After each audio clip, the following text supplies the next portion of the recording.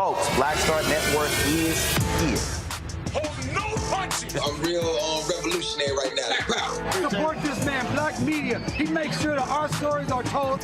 Thank you for being the voice of Black America, Roland. Stay black. I love y'all. All momentum we have now, we have to keep this going. The video looks phenomenal. See, this difference between Black Star Network and Black-owned media and something like CNN. You can't be Black-owned media and be scared. It's time to be smart. Bring your eyeballs home.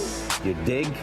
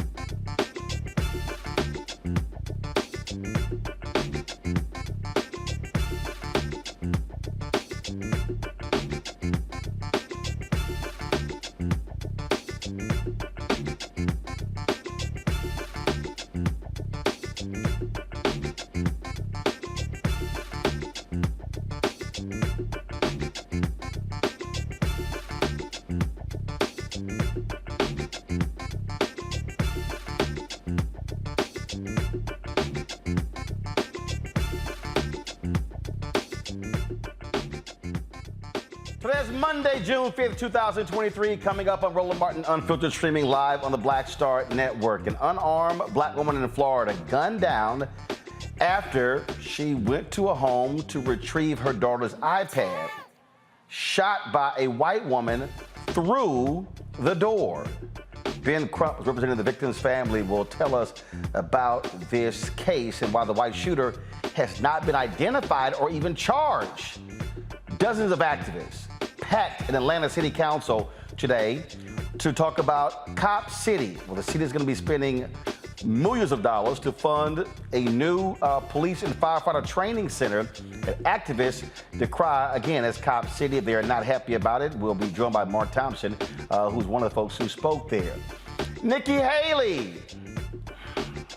Wait till we play for this dumb comment she made last night on CNN's town hall regarding the murder of 9 black people at the Mother Emanuel in 2015. Just beyond stupid. Also, Senator Tim Scott goes on The View. Why is it he can't answer the question of what the hell systemic racism is? And also, scholar, philosopher, Dr. Cornel West, he's running for president. Seriously, we'll show you his announcement. Also, the May jobs report shows a rise in black unemployment. Dr. Cecilia Rouse, professor of economics at Princeton University, formerly of the Biden administration, will be here to break down those numbers for us. Plus, it's Alzheimer's Awareness Month in our Fit, Live, Win segment. I'll talk to an expert about how we can combat this silent epidemic that disproportionately affects African Americans. Folks, it is time to bring the funk. I'm Roland Martin Unfiltered on the Black Star Network. Let's go. He's got it. Whatever the miss, he's on it. Whatever it is, he's got the scoop, the fact, the find. And when it breaks, he's right on time and it's rolling. Best believe he's knowing. Putting it down from sports to news to politics. With entertainment just for kicks, he's rolling. It's on go, y'all. It's Roland Martin, yeah. Rolling with Roland now. He's funk, he's fresh, he's real, the best, you know he's Roland Martin now.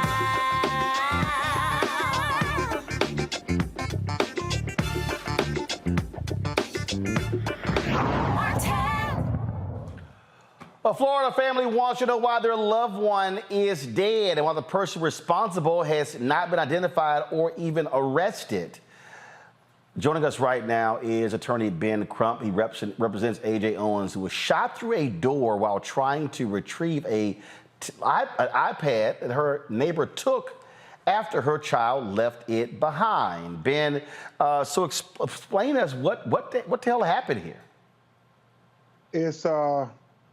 It's jaw-dropping when you think about, again, Roland Martin, we have another African-American citizen knocking on a door, and a white citizen shooting through the door, through a metal door, and killing this 35-year-old mother of 4 in front of her children. It is just so god-awful that these children witnessed their mother being killed because they were playing in the field. A white woman kept complaining over and over again, saying racial epithets to those children, and they left the field. Her son left his iPad. The white woman took the iPad. He came to get it back, and she threw it and cracked the iPad. He went and told his mother. His mother came, and several witnesses say she knocked on the door 4 times, banged on the door, said, "I know you hear me," and boom, gunshot. So the kids were in was it a nearby park? No, the lady lived in a quadruplex apartment. The open field was next to her apartment. They lived across the street in a duplex in a small town called Ocala, Florida. And several neighbors said this woman would always complain about the children playing in the open field, and they were just dumbfounded why the lady thought that was her field. And so it makes no sense why she would call them racial epithets, little N-words, and so forth from previous occasions, and the children say on that day. And the fact that she would then take that young child's iPad, and then when they come in to retrieve it, throw it and crack it. But what makes no sense is why she didn't call 911. Why would she shoot through the door and kill this woman for simply coming and knock on her door? Marion County Sheriff Billy Woods explain why this investigation is taking so much time. I'm here to assure the family and the friends that my office is going to do everything to bring justice. A lot of the rumors and questions out there have been that we're not doing anything, we're not moving fast enough. A lot of people don't understand how the laws in the state of Florida sometimes works. You know, we only got a part of an initial. When you get to a scene, sometimes you only get one side of the story. And because we want to seek justice and we want to assure that we get the facts right, especially in a case to this level, we just don't take always one side, because it doesn't always paint the full picture. And especially, as I mentioned, we had 2 children, or children, I should say, more than 2, to possibly witness what occurred. Now, we're not cold-hearted bastards that we're going to interview children the night they possibly witnessed their mother being killed. We're going to wait.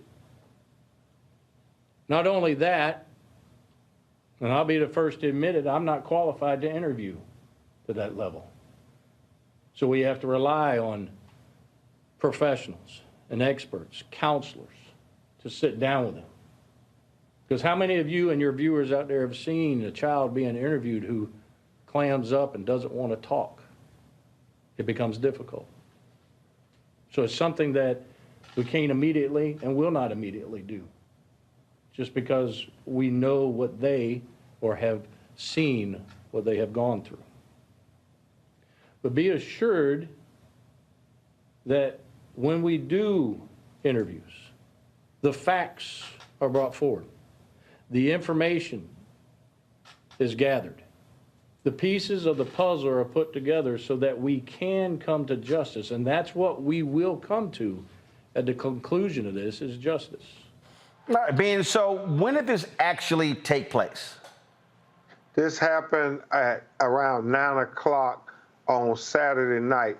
And the leaders in the black community and many of the activists are claiming that the sheriff is trying to create a false narrative. He's trying to come up and say, well, she was threatening the white citizen, that the mother went and hit on the window. They said none of that happened, because this is a community where people are outside. They see what happened, and they said she simply came and knocked on the door, and then all of a sudden you heard the gunshot. And so the sheriff trying to say, oh, well, we're getting people saying she's knocking on the window. Nobody in the community has said that. They are saying if anybody would have said that, that would have been the shooter. And they said the sheriff hasn't talked to them, and they're trying to justify an unjustifiable shooting. If she felt in fear of her life, Roland Martin, why didn't she call 911? Why would she shoot through a metal door and kill this lady? She had a peephole. She had a Ring camera on her door. She could have simply looked out there. She could have communicated. She could have called 911. She could have did 100 other things than shoot through a metal door, killing this mother of 4 who was a manager at McDonald's. Wow. Have you been in contact with the sheriff's department?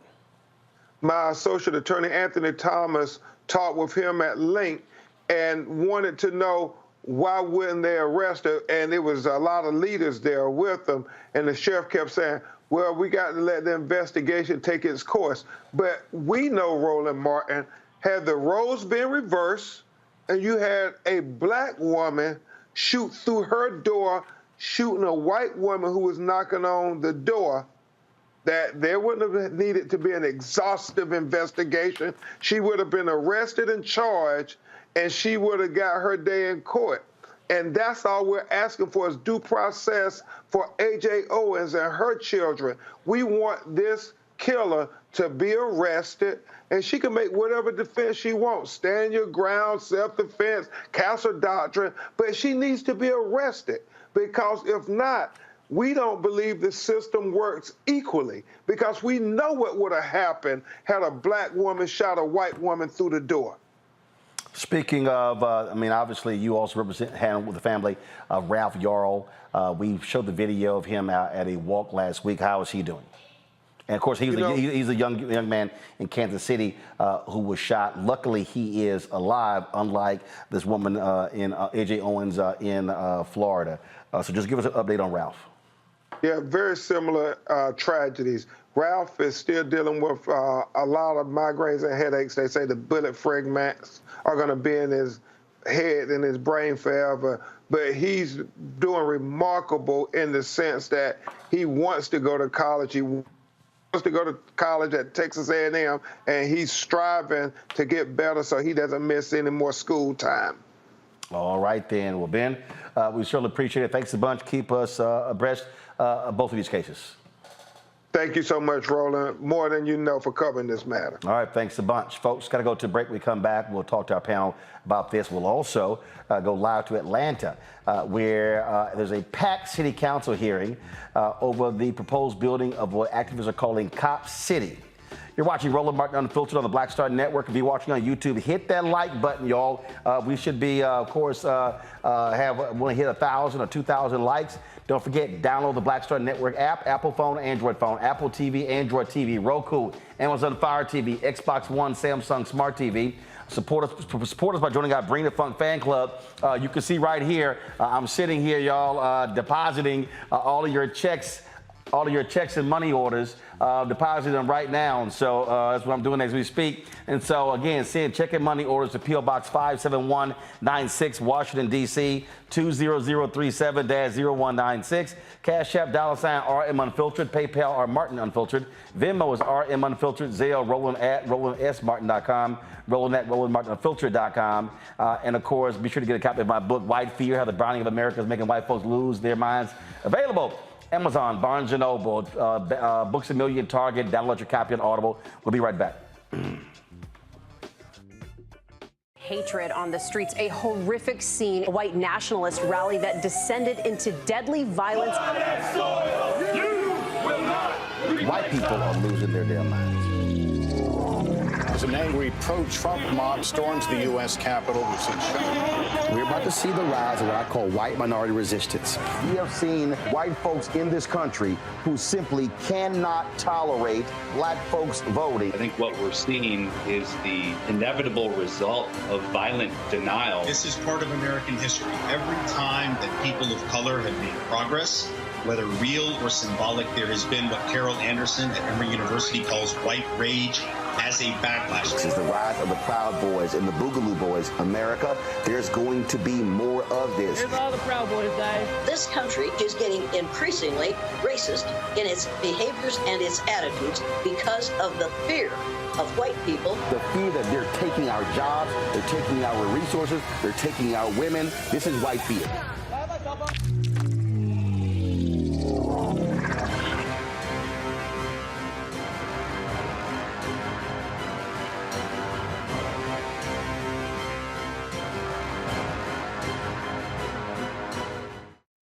Black Star Network is here. Oh, no punch! I'm real revolutionary right now. Thank you for being the voice of Black America. All momentum we have now, we have to keep this going. The video looks phenomenal. See, there's a difference between Black Star Network and black-owned media and something like CNN. You can't be black-owned media and be scared. It's time to be smart. Bring your eyeballs home. You dig? Hi, my name is Freddie Ricks. I'm from Houston, Texas. My name is Sharon Williams. I'm from Dallas, Texas. Right now, I'm rolling with Roland Martin, unfiltered, uncut, unplugged, and undamn believable. You hear me? All right, folks, in Atlanta, there has been a lot of conversation in Ranker over what activists call Cop City. As we speak, there's a public hearing taking place at the city council. It is packed chambers there. Let's go live there to hear some of what is there being said. Criminal justice wise, you have to think, you have to make this call. Listen, stop calling for courtesy. Stop patting yourself on the back because you're such a good person. And think for a second, what kind of courtesy have we shown you? And what will it look like the day we become uncourteous?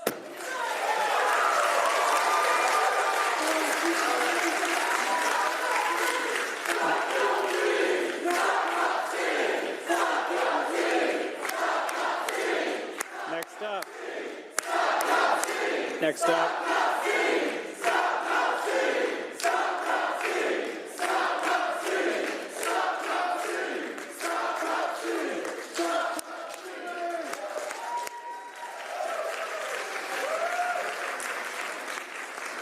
Robel, followed by Tony Michelle Williams and Nina Martinez. Okay. My name's Robel Owuka, and I just want to say before I begin, thank you to those young people and all the young people that have showed up. You guys are really giving me hope in a very hopeless time. I live in Southwest Atlanta in District 10 with my wife and daughter. Both my wife and I grew up here. Our families call Atlanta home, and we are deeply rooted and invested in this city and its future.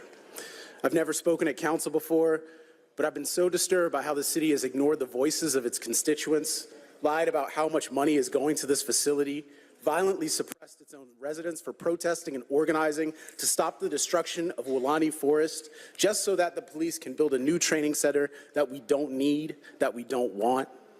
I knew I had to be here today. I have a little girl. She's about to turn 2. She's the greatest thing that's ever happened to me. I never knew I could love someone so much. On our way to daycare in the morning, we sing songs as I try to avoid the potholes that have been there for years. I drive by neighbors waiting at bus stops with no benches, no shelters from the rain. We see unhoused neighbors and community members sleeping under makeshift shelters. And we see cop cars cruising our neighborhood all day, every day. I've been harassed on more than one occasion by the cops in my neighborhood. They make me feel the opposite of safe. Spending $60 million taxpayer dollars on a new police training facility is the most heartbreaking, reckless, and quite frankly, anti-black thing this city has ever proposed in my lifetime. I cannot believe I'm standing here pleading for you to not spend the tax dollars of a black city to tear down a forest in a black neighborhood, to increase the policing and caging of more and more black people, all this in a city with black leadership. I'm tired of it. Just think of what $60 million can do to care, educate, house, and nurture the people of the city, the children of the city. Say no to Cop City. Thank you. Joining us right now is Reverend Mark Thompson. He spoke a little bit earlier there as well. Mark, this has been obviously quite contentious. You had an activist who was one of the protesters police shot and killed. And of course, you had conflicting stories of what happened there. You also had a recent raid that took place by the Atlanta Police Department that many people are very critical of, and you spoke about that in your comments. Well, thanks for having me, Roland. Yeah, this hearing's been going on since about 12:30 today. We are not yet at the 100th person to testify. There are almost 400 people that are going to testify, and then the city council agreed to open up comments for as long as people want to give them. So they're going to listen to probably well over 400 people before the night is over.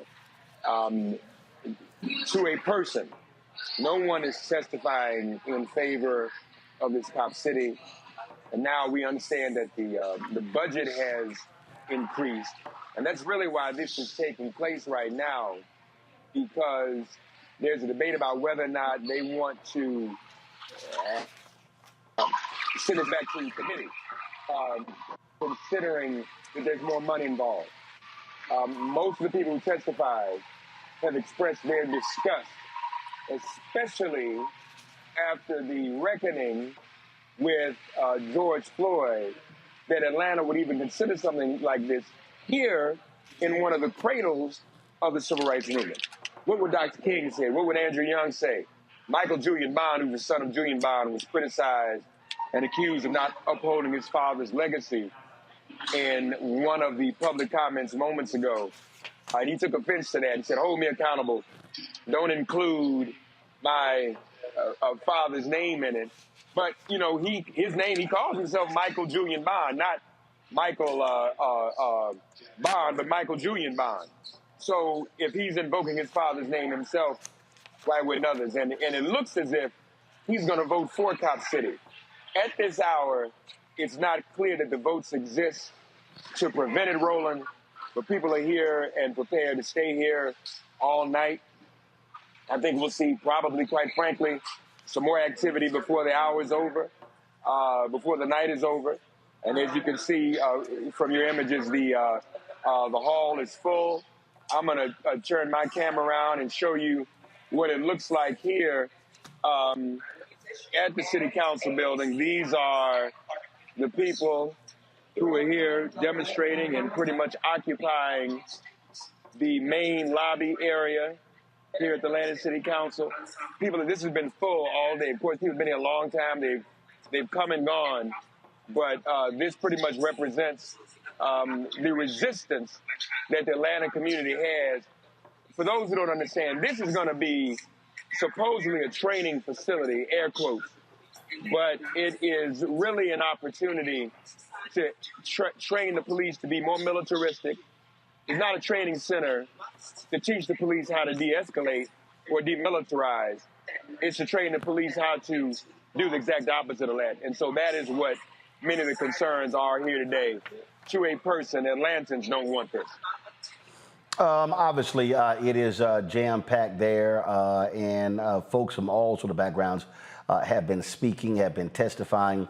You talked about Michael Bond, the mayor, stands in support of this, and he is trying to convey to people why this is needed. And so, are there business leaders, are there other civil rights leaders, many well-known folks who are standing with activists, or are they silent? Some of them are silent, but some of them are in favor of it, including a number of preachers. I can't name any names, but I've been told by some of the organizers that some people who are considered well-respected ministers in this community are in favor of this because, you know, there's this conversation in our community about violence and about crime and the way it isn't being addressed. And so people feel like if they, I guess, support something like this, this will do something about the violence. But what do we know? Not only do the police brutalize us, but just like Flavor Flav said, 911 is a joke. And you can ask anybody, when have the police answered calls for service in the black community? When do police solve actual crimes in the black community? That's the concern, and that's not what's taking place. So there are some leaders here who are either silent, who flat out said they support it. A lot of politicking going on. The mayor is pushing all the buttons he can. They want this to be a model program, and it will be model. People around the country need to understand this. This facility is not just for Atlanta. This facility is to train police from around the country. So police will be flown in from around the country to this training facility to be trained, to be taught how to militarize more. The Israeli Defense Force is going to be involved in this. This will be a playground for policing. So your police department will be coming in. If you're watching this, this is to be a national facility to further empower the police. All right, Mark Thompson, we appreciate it. And again, we'll be monitoring this hearing as it progresses. Thank you, brother. Thank you for carrying us live today, too. I appreciate it. All right, people, let's go actually back to hear some more of that testimony. Judicial killing of peaceful, seated protesters.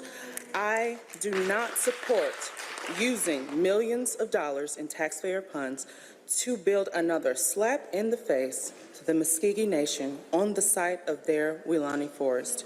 And anyone in this room who does support what I've just laid out should be ashamed to call themselves a public servant. If your goal is not evolution, move aside.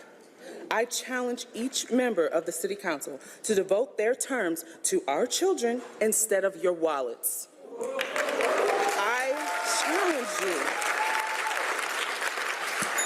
I challenge you to act in the best interest of your constituents and the land of the Muskogee Nation, that Muskogee Nation, I'm so sorry, y'all. The Muskogee Nation that we so shamefully still have control over. Land back, by the way. I challenge you, ma'am, I look up at my face in the words of Tim Robinson. I challenge you to be a human being. Do it. Next up is Jeff King. Go to a break, and we come back. We'll talk about this with our panel. You're watching Roland Martin Unfiltered right here on the Black Star Network. That was a pivotal time. I remember Kevin Hart telling me that. He's like, man, what you doing, man? You got to stay on stage. And I was like, yeah, well, you know, I'm young, thinking, like, I'm good.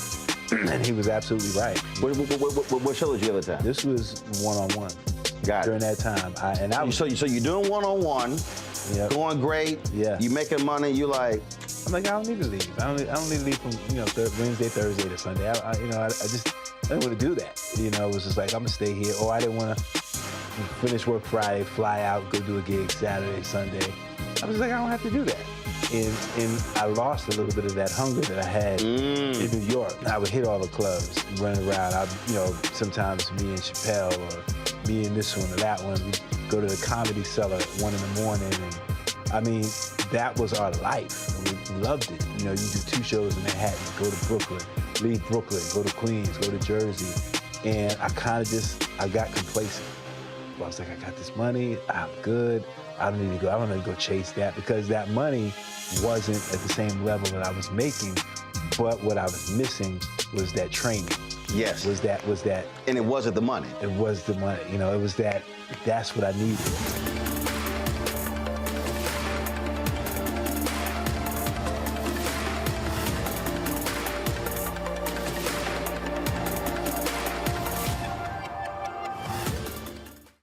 When you talk about blackness and what happens in black culture, we're about covering these things that matter to us, speaking to our issues and concerns. This is a genuine people-powered movement. There's a lot of stuff that we're not getting. You get it, and you spread the word. We wish to plead our own cause. Too long have others spoken for us. We cannot tell our own story if we can't pay for it. This is about covering us. Invest in black-owned media. Your dollars matter. We don't have to keep asking them to cover our stuff. So please support us in what we do, folks. We want to hit 2,000 people, $50 this month, raise $100,000. We're behind 100,000, so we want to hit that. Y'all money makes this possible. Checks and money orders go to P.O. Box 57196, Washington, D.C. 20037-0196. The Cash App is $RM Unfiltered. PayPal is R Martin Unfiltered. Venmo is RM Unfiltered. Zelle is Roland at RolandSMartin.com. My name is Lena Charles, and I'm from Opelousas, Louisiana. Yes, that is Zydeco capital of the world. My name is Margaret Chappelle. I'm from Dallas, Texas, representing the Urban Trivia Game. It's me, Sherry Shepard, and you know what you watch. Roland Martin on Unfiltered.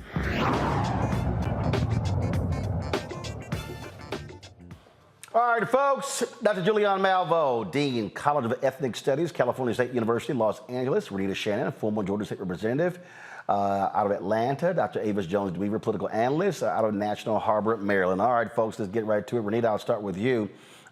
This, again, proposed Cop City, lots of drama. You're there in Georgia. Share your take on this. Not so much drama, because if you live here in Atlanta, you know that there are not actually lots of people who are saying that they support Cop City, except for City Council. And so people have consistently made their voice heard over the last 1 to 2 years, as long as Cop City has been talked about, that they do not want this project, and for good reason. Atlanta has some of the highest rates of homelessness, has some of the highest disparities when it comes to income inequality. There are so many problems here in Atlanta that could be dealt with if we actually just invested in communities and stop investing so much in policing, and that is what the community knows.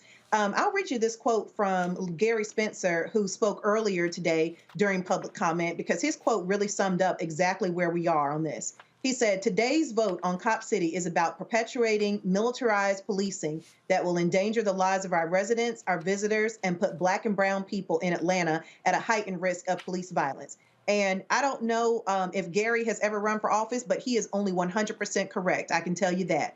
When I campaigned in 2016 for my House seat, I canvassed in Decatur, which is not far from Atlanta. What happens in Atlanta affects the entire state, but particularly the surrounding neighborhoods. And I can tell you this, I had 80-year-old Black grandmothers say to me, yes, we see crime happening in the neighborhoods, but we do not call the police because we do not want them to come in and escalate with violence, and that is what they will do. We do not want to see people who are committing small crimes be shot by police, and now I've got a dead young Black man on my front lawn. They don't want it. And so the more that leaders move to sort of put more and more funding towards police, what it does is it increases the militarization in our community, and our communities, which are already over-policed, become even more over-policed. And so at the end of the day, this is really terrible what's going on at Atlanta City Council trying to move through with this cop city, because you're spending so much public money in addition to the entire city is democratically run. And so when it's time to vote and folks say, hey, you know, don't tell me what Trump is doing, don't tell me what the Republicans are doing, because I see what the Democrats are doing, this is what they mean. Atlanta City Council needs to cancel the lease. This vote that they are taking is for the budget. If they vote no on this, Cop City will not move forward, and that's what they need to do. So how do those city officials deal with the other issue when people are talking about the problem with crime? I mean, that is a issue that is often raised as happening in Atlanta. And so, okay, what do you do? Absolutely. And so anybody who's actually worked on these issues like myself and others who have studied the data know that more policing does not mean safer neighborhoods. You have got to deal with the root causes of crime, which means you need to have mental health resources. Many places around the country, not just Atlanta, but here in Atlanta, it's pretty much the case that if you don't have money to be in a private facility, you're not going to get mental health counseling. And when you don't get mental health counseling when you need it, that can turn into addiction. If you have addiction issues and there are no addiction resources, you're probably going to end up continuing to be addicted, and you're going to end up committing crime in order to get money for your addiction. The wages here in Atlanta are so low, rent is unaffordable, and so people are committing crimes in an effort to be able to survive. And so no matter where you look around the country, Atlanta is no different. You have got to invest in getting rid of the root causes of crime in order to bring crime down. Atlanta, you can look over time, just here in Atlanta and most places around the country, the more and more money spent on policing has not translated into less crime. It just has not, because that is not the reason that crime happens. And if you think about it, it's common sense. Police have no better idea of when crime is going to happen than anybody else. The only person who knows when a crime is about to happen is the person who's about to do it. And so the best they can do is try to respond to crime. But if you want to reduce crime, you've got to get to the root of crime. Julian, this is something that a lot of cities are going to be dealing with. Whether it's Chicago, Houston, we can go down the line. And if you're elected official, you're trying to balance, frankly, getting reelected and winning, and then those who say we should not be expending more resources when it comes to police or training centers like this here. Your thoughts? You know, all mayors are going to have to deal with the crime issue because the crime issue is prevalent. But this cop city takes it to an exponential level. That you're going to create this $90 million complex in the middle of a forest, is on native land. I mean, that's a slap in everybody's face. I think we heard one of the sisters who was testifying talk about it. So this is an escalation. This is not just police training. This is actually creating a slice of a military industrial complex right in the heart of Atlanta City. As Mark Thompson said, the cradle of the civil rights movement. It's so insulting. Yes, we have to deal with crime, and I know I deal with some of the older sisters who say, you know, what we got to do something. No one wants to get, no one wants to get mugged. No one wants to walk down the street and have someone jack them up. No one wants anyone breaking into their house. But Renita is absolutely right. What is the root cause of this? What is the alternative? When people are trying to survive, when you're looking at we're going to talk about the unemployment rate later, but even as, quote, low as it is, it's not solving the problem for everyone. And so, more police is not the answer. In fact, more police, quite frankly, exacerbates the problem because these folks have not been properly trained. And this training facility is not going to train them properly either, because what you have is an agglomeration of so-called crime prevention, which almost seems to me to look like crime encouragement. When you have all that there, and then the open space piece bothers me enormously as well in terms of the young people. They say they're going to rebuild the trees or replant the trees. Well, I don't want children playing next door to this cop city, frankly. And so replant the trees if you want to. How does that help our young people? This is just a travesty, Roland. It's a disgrace. And the sister at the end, who she said something about, try being a human being. If you are a human being, you might think about this from different terms. Of $90 million, really? Avis? Exactly right. I mean, we're looking at the wrong side of the problem. I cannot even add on to the brilliant arguments that have already been made, and that is true, that the real solution here is crime prevention, not more militarization. And when I look at the data around the highest crime rates, honestly, Georgia isn't even near the top of the list, okay?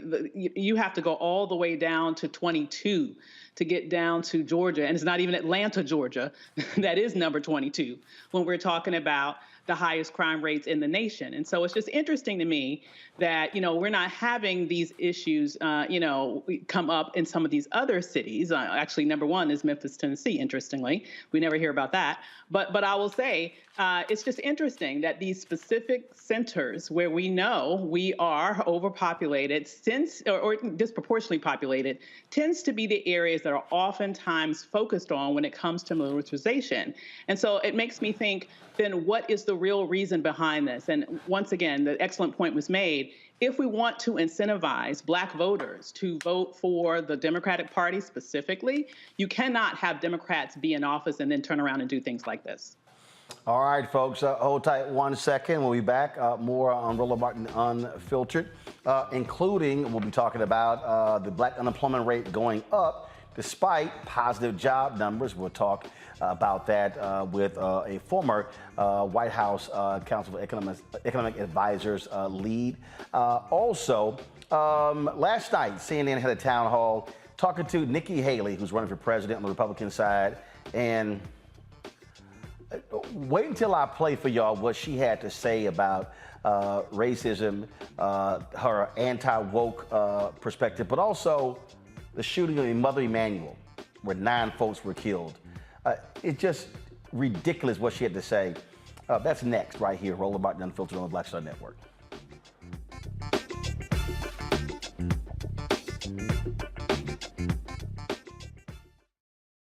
Coming up next on The Frequency, right here on the Black Star Network, Shanita Hubbard. We're talking about the ride or die chick. We're breaking it down. The stereotype of the strong Black woman. Some of us are operating with it as if it's a badge of honor. Like, you even hear Black women like aspiring to be this ride or die chick, aspiring to be this strong Black woman trope at their own expense. Next on The Frequency, right here on the Black Star Network. On the next Get Wealthy with me, Deborah Owens, America's Wealth Coach, are you working hard and yet your performance doesn't reflect your paycheck? On the next Get Wealthy, you're going to learn some savvy career moves so that all your efforts actually show up in your bank account. Joining us is the founder of a career network, and she's going to share the 3 R's of accelerating your financial growth. Here's a tip as well. If you are an individual contributor and you desire to be a leader, do the work where you are now. Because if you do the work where you are now, when you do reach the level, you'll be prepared to stay there. Right here on Get Wealthy, only on Black Star Network. Hello, I'm Marissa Mitchell, a news anchor at Fox 5 DC. Hey, what's up? It's Tammy Roman, and you are watching Roland Martin Unfiltered. All right, folks, last night at the CNN town hall with Nikki Haley, former United Nations ambassador. She's running, of course, president on the Republican side. She was asked about her decision to remove the Confederate flag following the racist mass shooting at Mother Emanuel Church that took place, of course, several years ago. So listen to what she said. We had that horrific shooting in Charleston that killed 9 amazing souls. And it happened at a time where it was on the heels of Ferguson. And I was so worried our state was going to fall apart. And the national media came in and they wanted to make it about race. They wanted to make it about the death penalty. They wanted to make it about guns. And I strong-armed them at the time. And I said, there will be a time and place we can have those debates. But right now we need to put to rest 9 amazing souls. And I tried to protect them. And I didn't have that luxury because a couple of days later, the murderer came out with his manifesto holding the Confederate flag. And at that time, I went and I called my staff and I said, I want you to set up 4 meetings. One with the Democrat leadership, one with the Republican leadership, one with the federal delegation, and one with community leaders. And I said, don't tell them why I want to meet because I knew they wouldn't come. And when those meetings happened, I said to them, at 3 o'clock today, I'm going to ask for the Confederate flag to come down. If you will stand with me, I will forever be grateful. And if you won't, I'll never tell anyone you were in this room. And I'll never tell any about who dissented. And I have never done that. I have kept my promise on that. When we got together, we had everybody, Republicans, Democrats, whites, blacks, come together for the flag to come down. But that's when the hard work happened. We needed 2/3 vote of the House and 2/3 vote of the Senate, which is an impossible feat almost. But what we did is we went back and we didn't fall into the fear of that situation. We turned away from fear and we turned toward God and the values that make our country great. And that's what we have to do again. We were able to get 2/3 vote of the House and the Senate. We were able to go and show that we didn't have riots, we had vigils. We didn't have protests, we had hugs. And at that point in time, South Carolinians showed the entire world what strength and grace looks like. But it starts at the top. It starts with the tone, it starts with results, and it starts with having respect for the people you serve, that they don't deserve any more drama than they're already having to deal with. So one of the reasons why that was interesting was because previously you said you thought that the flag was important to many South Carolinians as a symbol of their heritage. And so your decision to do that came from that place, which probably made it more effective. But how difficult was it? Because some people thought you were going to protect the flag. It truly was the hardest time of my life. I mean, it was a very emotional, difficult time because you saw what so many people in South Carolina do on a Wednesday night. They went to Bible study. But on that night, someone else showed up. He didn't look like them. He didn't act like them. He didn't sound like them. And they didn't call the cops. They didn't throw him out. Instead, they pulled up a chair and they prayed with him for an hour. And when they bowed their heads in that last prayer, he began to shoot. These were people like Ethel Lance, and she would go around Mother Emanuel Church singing "One day at a time, sweet Jesus. That's all I ask of you. Give me the strength to do every day what I have to do." Our youngest victim, Tywanza Sanders, had just finished college, had the world in front of him. And on that night, he stood in front of his 87-year-old great Aunt Susie and told the killer, "You don't have to do this. We mean no harm to you."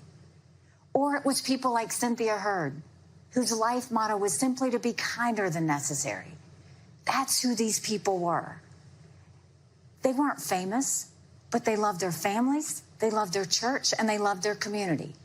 And we had an obligation to make sure that we got it right. The problem was, in the Senate, it passed pretty quickly because the pastor of the church was a senator. And I'll never get over the night of the murders. I called him and I said, "Pastor Pinckney, I'm so sorry about what happened.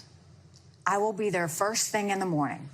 Anything your congregation needs, we will take care of them." And what haunts me to this day is that his cell phone was in his pocket and he was at the church. And he was one of the people that was murdered. So the Senate passed it through very quickly because their brother had been killed. It was the House that was so difficult. And the House, I remember, they came back and said, "Let's put a different flag up." And I said, "No, I want the flag to come down." Then they came back and said, "Okay, they'll take the flag down, but they don't want to take down the pole." Well, I had been in the South Carolina legislature. I knew what that meant. That meant that as soon as the flag came down, another flag was going to go up after the national media went away. And they said to me, "You could do this. This would be a win for you." But I didn't want any other governor to have to deal with what I was having to deal with. And finally, they said, "We can't do it. They won't pass it." And I went to them, to the Republican caucus, and I said, "I want to tell you a story. I said, when I was growing in a second. Now, in the same town hall, they asked her about this whole idea of woke. Listen to this. Woke, the word woke, used to be used by progressives to talk about an awareness of inequities and historical inequities. But obviously it means something else to conservatives criticizing it. What does it mean to you? How do you define woke? There's a lot of things. I mean, you want to start with biological boys playing in girls' sports. That's one thing. The fact that we have gender pronoun classes in the military now. I mean, all of these things that are pushing what a small minority want on the majority of Americans, it's too much. It's too much. I mean, the idea that we have biological boys playing in girls' sports, it is the women's issue of our time. My daughter ran track in high school. I don't even know how I would have that conversation with her. How are we supposed to get our girls used to the fact that biological boys are in their locker rooms? And then we wonder why a third of our teenage girls seriously contemplated suicide last year? We should be growing strong girls, confident girls. Then you go and you talk about building a strong military. How are you going to build the morale in a strong military when you're doing gender pronoun classes? Why is it that... Why is it that you have, you know, kids undergoing critical race theory where if a little girl's in kindergarten, if goes into kindergarten, if she's white, you're telling her she's bad. If she's brown or black, you're telling her she's never going to be good enough and she's always going to be a victim. All of these things have gone to where they are pushing, you know, and transgender, the whole issue of the transgender, it's not that people don't think in America you should live the way you want to live. I want everybody to live the way they want to live. But stop pushing your views on everybody else. That's the problem, is they're starting to push everything on the rest of us. Okay, so there was just a lot that you said, but let me... There's a lot wrong in our country when it comes to that. Okay, so let me deal with several things here. First and foremost, I will never, ever give Nikki Haley any credit for the Confederate flag coming down. Why? Because the Confederate flag came down in South Carolina because 9 black people were murdered. How many times have I said on this show that black blood has had to be spilled in order for America to do what is right? Black blood was spilled, Jimmy Lee Jackson, in order to get the Voting Rights Act of 1965. Black blood was spilled in Mississippi, the assassination of Medgar Evers, 16th Street Baptist Church, numerous other Cheney, Schwerner, Goodman. We can go on and on and on. The numerous times black people have been lynched in this country, murdered in this country, and all of a sudden the people said, let's now pass those laws. We're just talking about police abuse and accountability. How many police departments actually begin to be held accountable after the death of George Floyd? It's always black blood. And so, the national media wanted to come in and make it about race because it was. And we knew that. We knew what the hell this was. It did not take long to uncover the racist past or the racist reality of Dylann Roof. She's like, 2 days later, this manifesto came out. No, that was uncovered within 24 hours. So the reason I will not give Nikki Haley any credit, because it's not like she said, let's do the right thing, take it down. No, Nikki Haley supported that flag being up. She supported that flag staying up. But it wasn't until 9 black people were killed in a Bible study when all of a sudden she found a conscience. I don't give credit to somebody doing the right thing after black people were killed. I don't give any credit to somebody when we've had to bury our own. No. See, a lot of times people will say stuff like, well, so-and-so was a man of his times. Well, during slavery, there were white abolitionists. During slavery, there were people who did not believe in slavery. There was John Brown and lots of others. During Jim Crow, there were white people who stood against racism and bigotry. But the reality is that Nikki Haley, an Indian American woman, stood in support of the Confederate flag because she did not want to go against white conservative Republicans because she wanted to be governor.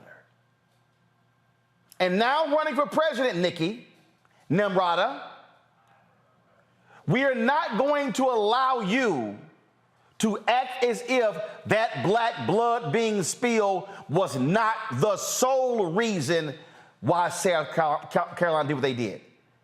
They had no choice. And even with those racists in the House trying to hold on to that flag, they knew nothing less than it coming down was acceptable. And then you hear Nikki asked about woke. And what does she immediately go to? She immediately ran to transgender. She don't want to deal with the reality what black folks are saying when it comes to woke. She doesn't want to deal with the Moms for Liberty taking over school districts, majority black, and now firing black superintendents. She doesn't want to deal with the reality of racism in America, and then she lies about, oh, how kindergarten kids, white kids, are being taught critical race theory. Nikki, you are a liar. You are a 100% liar. And we're not going to sit here and play these silly little games that we're seeing right now.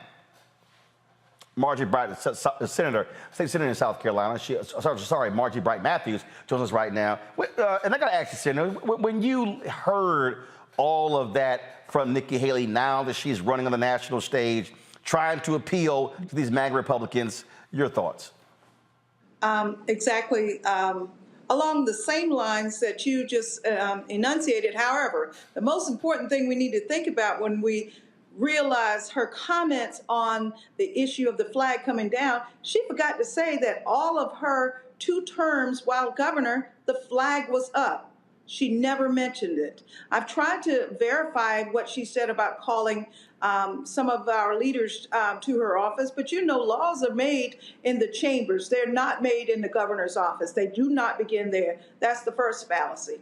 The second thing is where she's talking about this flag, and prior to that, she talked about her father having a turban and her going to a farmer's market to get some food, and how she felt that he was treated by police. Somebody called the cops, and how she felt there was racial discrimination against her father. Well, you and I both know the flag in and of itself coming down does not impact racism in South Carolina.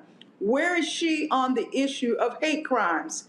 That came up during her term, during the 7 years that she was in office, and never did she call the leaders together to talk about that. So to me, it's disingenuous for her to now say that, oh, she did something for the issue of crimes, hate crimes in South Carolina, and the issue that happened with Senator Pinckney. Senator Pinckney, and she never mentions his name in this address.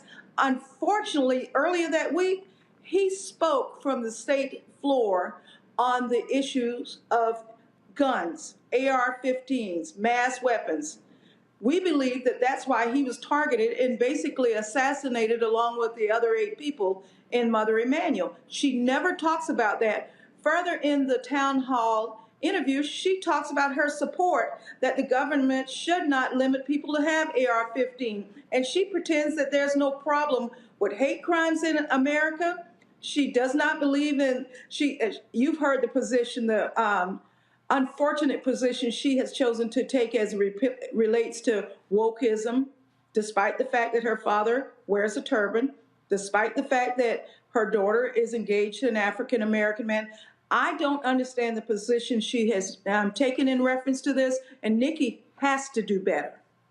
Well, we know what she's doing. She's appealing to the right wing because she needs their votes in the primary. She's got to run hard right. Right.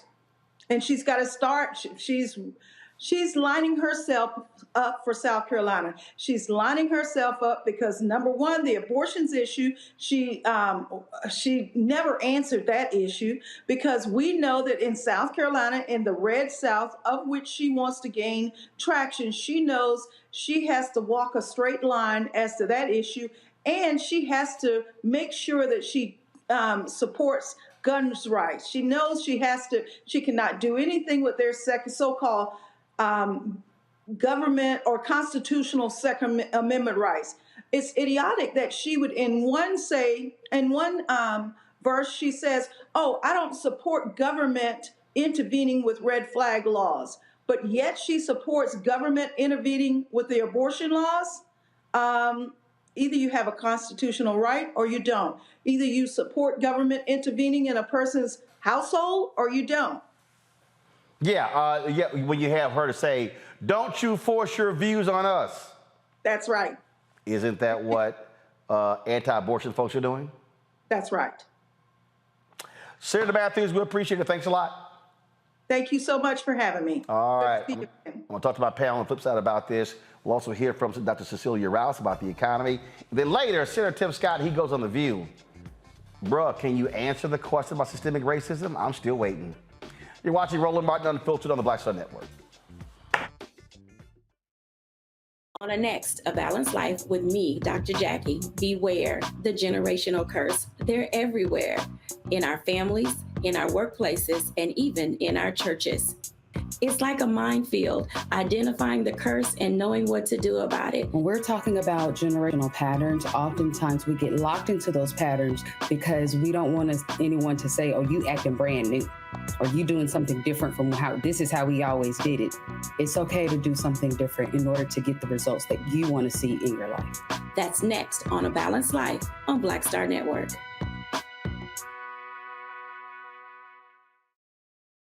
Next on the Black Table with me, Greg Carr. The Supreme Court is back in session. God help us all. It is no exaggeration to say that this current session could completely reshape this country and redirect our future for generations to come. And not in a good way. We invite Dr. Valeethia Watkins and Professor Angela Porter, our legal roundtable, back to the show to put it all in perspective. That's on the next Black Table. Please don't miss it. Right here on the Black Star Network.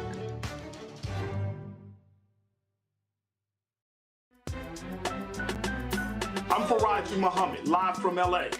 And this is The Culture. The Culture is a two-way conversation. You and me. We talk about the stories, politics, the good, the bad, and the downright ugly. So join our community every day at 3 p.m. Eastern and let your voice be heard. Hey, we're all in this together. So let's talk about it and see what kind of trouble we can get into. It's The Culture, weekdays at 3, only on the Black Star Network. What's up, everybody? It's your girl, Latasha from the A. And you're watching Roland Martin Unfiltered.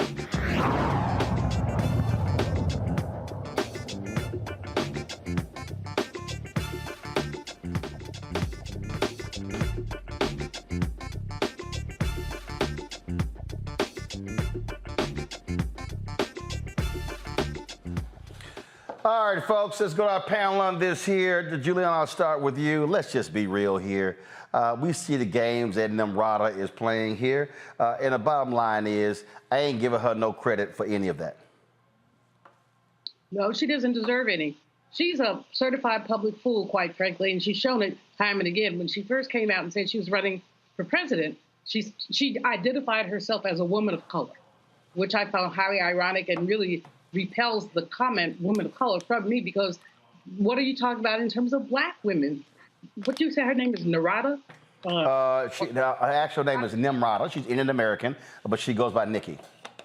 Okay. Yeah, I know her name is Nikki. I didn't know what her other name was. But basically, she deserves no credit. Beyond that, it is farcical for her to attempt to manipulate the race issue. But we're going to get a lot of that from South Carolina. We got it with her. We're going to have it with Tim Scott as well. So you were absolutely right, Roland.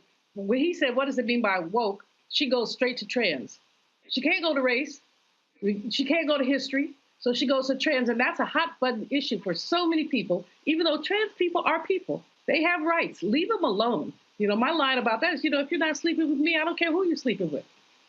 But I have all my stuff together. I don't know what you're doing, and I don't want to know. This is the humanity of so many people has been denigrated. I don't see young men and women, except for some of these very entitled ones, really arguing about who's in the bathroom with them. That's not what this is about. Right. It's about basic human rights, and these are human rights that she has turned into a political football is absolutely wrong. Well, they don't want to deal with the reality, Avis, of what is happening with race in this country. And again, trying to sit here and say, the national media want to make the shooting about race, which we knew what it was about. Hello. I know it is really interesting to see the pretzel twist that she puts herself in to avoid stating the obvious, and that is the reality of hate crimes in this nation, and that particularly egregious hate crime right in her backyard. But it's really interesting, too, to see how she, as you mentioned, lied on critical race theory. And this is one of those things, I'm telling you, that is particularly annoys me because, back before critical race theory was talked about by Republicans every other breath, seemingly, I used it as the theoretical underpinning of my dissertation. So I'm very familiar with critical race theory. And it's just very interesting to me to see all of these Republicans who, quite frankly, have not picked up a book, I'm sure, in the entire literature of critical race theory, paint all of these fictitious lies about what it is, specifically saying that it's being taught to children in kindergarten when, honestly, it's not even taught, typically even in undergraduate. You need to be a graduate student or in law school, oftentimes, to read the literature, because it's a very high-level literature in the legal theory of canon. And so it's just interesting to see how they always create a boogeyman in every election, just to spiral lies around in order to tap into white fear and white anger. And for this election and for previous ones, it looks like they'll continue to use critical race theory as their whipping boy in order to get white folks in a frenzy about nothing. Rhea? All I can say after watching that clip is Nimrata, please. She is going on and on and on about critical race theory and all these different issues and how the shooting at Mother Emanuel was not about race. To me, it only just reminds me of what MLK said, which is that the white moderate is the biggest impediment to Black people actually making advancement in this country. If people like Nikki Haley actually spent time dealing with race issues and unpacking race issues, if they put the amount of energy that they spend running away from race issues actually into dealing with race issues, we would be able to get somewhere. Dr. Malveaux took the words right out of my mouth. When she first ran, she ran and said she was a woman of color, which actually was offensive to me because she literally is running in a party where she can't even use her real first name, and that is Nimrata. So Nikki could have saved everything that she said. Nobody wants to hear it. It doesn't give her any points on the right, and Black people know what this is. And furthermore, I think the other thing, too, as some of the other folks highlighted, she spent so much time saying that, these issues that the left is focusing on, like race issues and gender issues, are things that nobody cares about. Well, I don't know any Black people who, within their first top 5, I would say even top 10 issues that they care about when they go to the polls, Black or white for that matter, would list oppressing trans people as one of their issues. People are not thinking about that. People are thinking about how can they pay their bills? How can they stop having to worry that their kids are going to go to school and possibly not return home because they were murdered at school because of some person coming in with a rifle? These are the things that people are thinking about. People are thinking about how can I make sure that getting access to health care doesn't bankrupt me? The only people who are worried about actively oppressing trans people are her and her little friends. So she really just needs, I don't even understand what the point is of her even running this campaign, honestly. Well, look, we understand how the culture wars work. We see what Ron DeSantis is doing. We see what they're doing, and so that's what the target goal is. And so we're going to hear a whole lot where they're going to slap woke on everything. But again, they must be forced to literally answer the questions. That's what's important. And hell, they can't even define it. And that's just the reality. They can't define it. But again, she wants to present herself as somehow superhero, because what happened with the Confederate flag and how it was so hard and she pulled these things together. Well, I'm sure it was so hard with the Black people who were gunned down in that church as well. And again, Black blood that's what caused it to happen. That's what caused the change to actually take place in South Carolina. All right, folks, hold tight 1 second. When we come back, we're going to talk about the new economic numbers. Why did black unemployment go up after going to a record low last month? We'll talk to a top economic expert next, right here on Roland Martin Unfiltered on the Black Star Network. Hatred on the streets, a horrific scene, a white nationalist rally that descended into deadly violence. White people are losing their damn minds. As an angry pro-Trump mob storms the U.S. Capitol, we're about to see the rise of what I call white minority resistance. We have seen white folks in this country who simply cannot tolerate black folks voting. I think what we're seeing is the inevitable result of violent denial. This is part of American history. Every time that people of color have made progress, whether real or symbolic, there has been what Carol Anderson at Emory University calls white rage as a backlash. This is the rise of the Proud Boys and the Boogaloo Boys. America, there's going to be more of this. Here's all the Proud Boys, guys. This country is getting increasingly racist in its behaviors and its attitudes because of the fear of white people. The fear that they're taking our jobs, they're taking our resources, they're taking our women. This is white fear.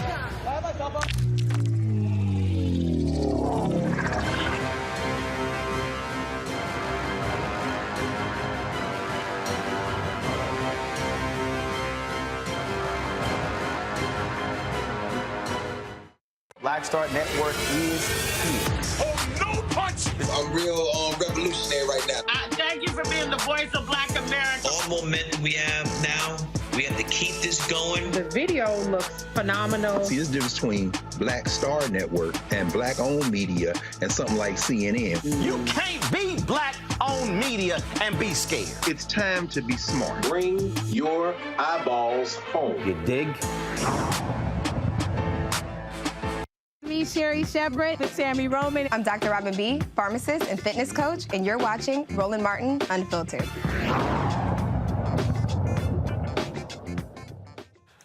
All right, folks, May's jobs report dropped on Friday, showed gains and losses. Nearly 340,000 jobs were created, added to the more than 13 million created since President Joe Biden took office. Overall, unemployment remains under 4%. For the 16th month in a row, the lowest since the 1960s. However, unemployment for black workers rose 0.9 percentage points to 5.6% in May, after setting a record low last month. Among black men, the rate increased to 5.6%.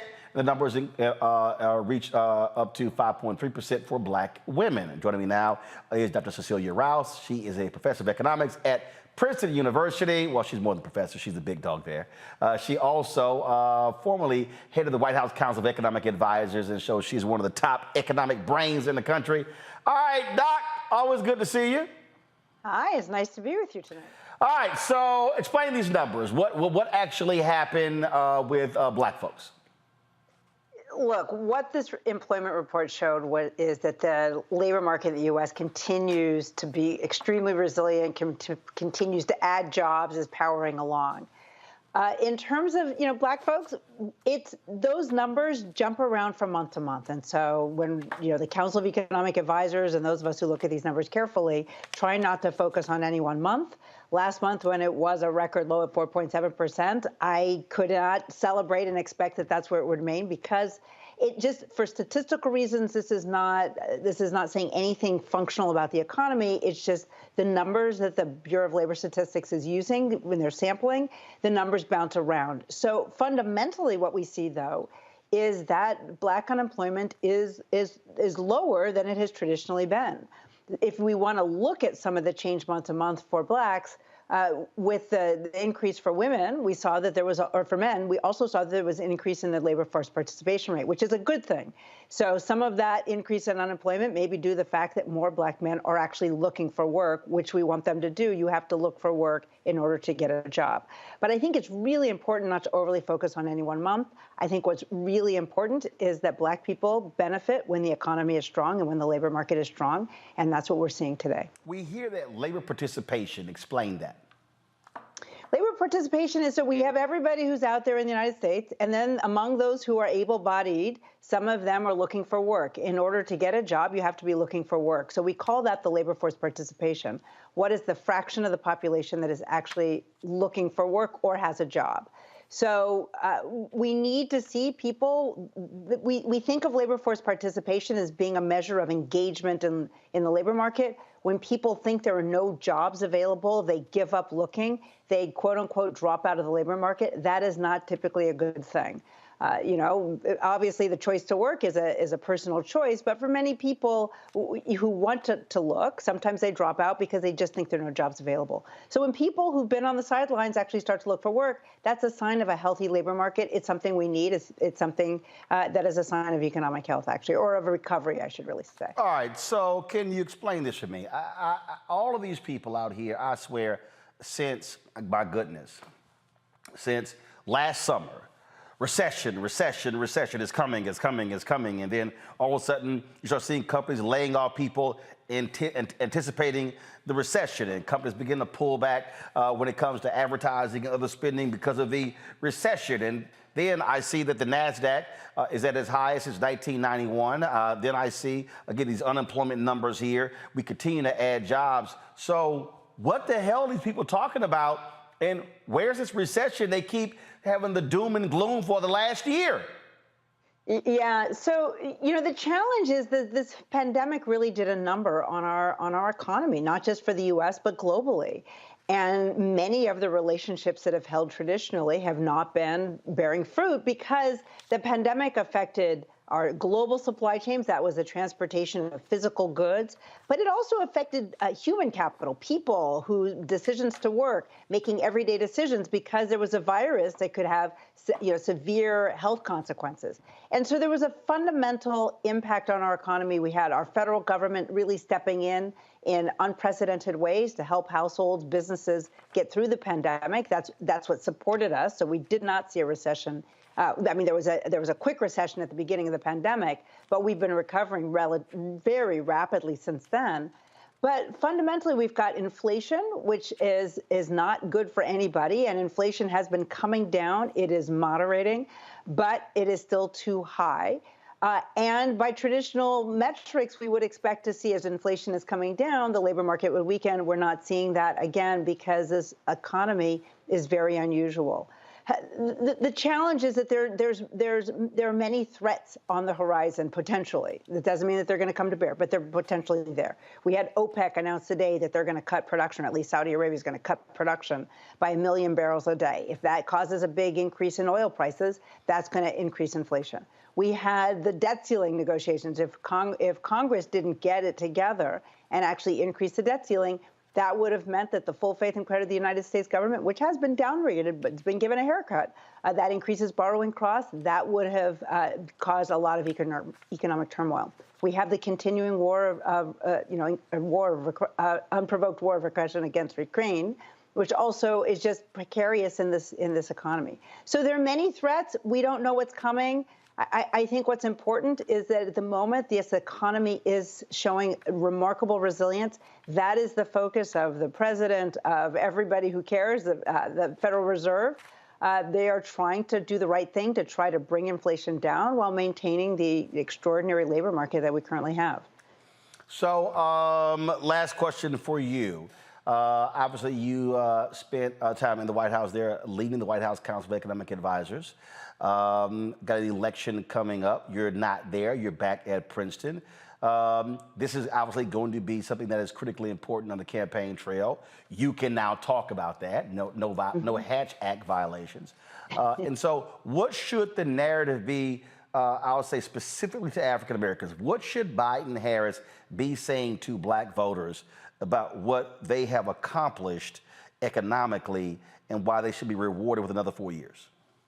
Well, look, I am not the politician here, but what I will say is that this recovery and this pandemic did not have to be this remarkable, this fast, this equitable, that this is an administration that truly cares about generating real economic gains, not just, especially not for the very wealthy. President Biden, along with Vice President Harris, care a lot about working people. They care a lot about African Americans, Hispanics, Native Americans. They are really working hard to ensure that there are gains for all Americans and that those gains are equitably shared.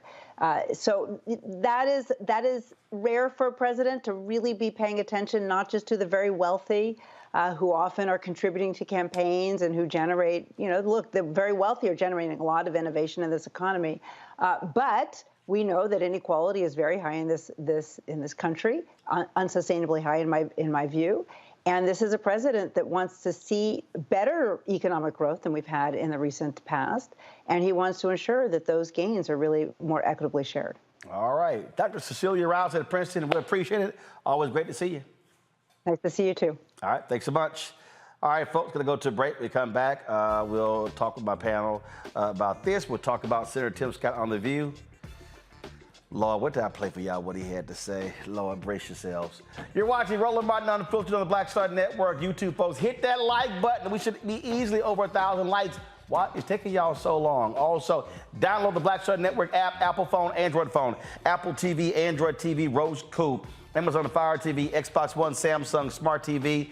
Also, support our Bring the Funk fan club. Your dollars make it possible for us to do what we do, travel around the country, broadcasting the news, what we do every single day. I'm sitting right here, y'all. A bunch of y'all have sent your money orders and checks. Yep, I'm literally sitting here depositing them as we speak. Send check and money orders to P.O. Box 57196, Washington, D.C. 20037-0196.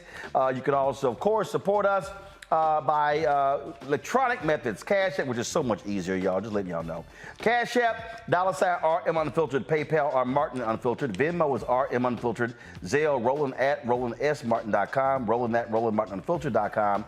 And of course, Venmo, again, RM Unfiltered. All right, folks, I'll be back in a moment.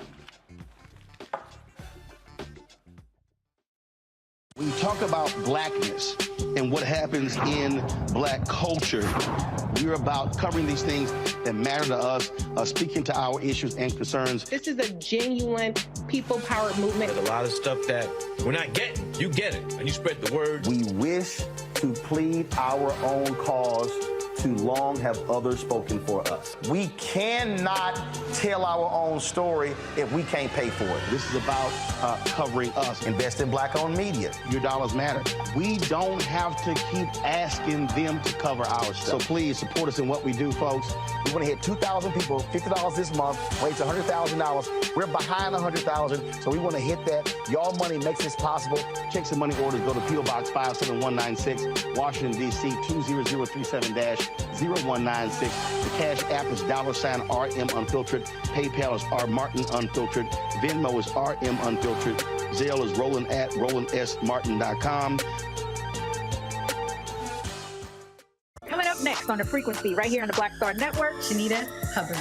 We're talking about the ride or die chick. We're breaking it down. The stereotype of the strong black woman. Some of us are operating with it as if it's a badge of honor. Like you even hear black women like aspiring to be this ride or die chick, aspiring to be this strong black woman trope at their own expense. Next on The Frequency, right here on the Black Star Network. Me, Sherry Shepard, with Sammy Roman. I'm Dr. Robin B., pharmacist and fitness coach, and you're watching Roland Martin Unfiltered.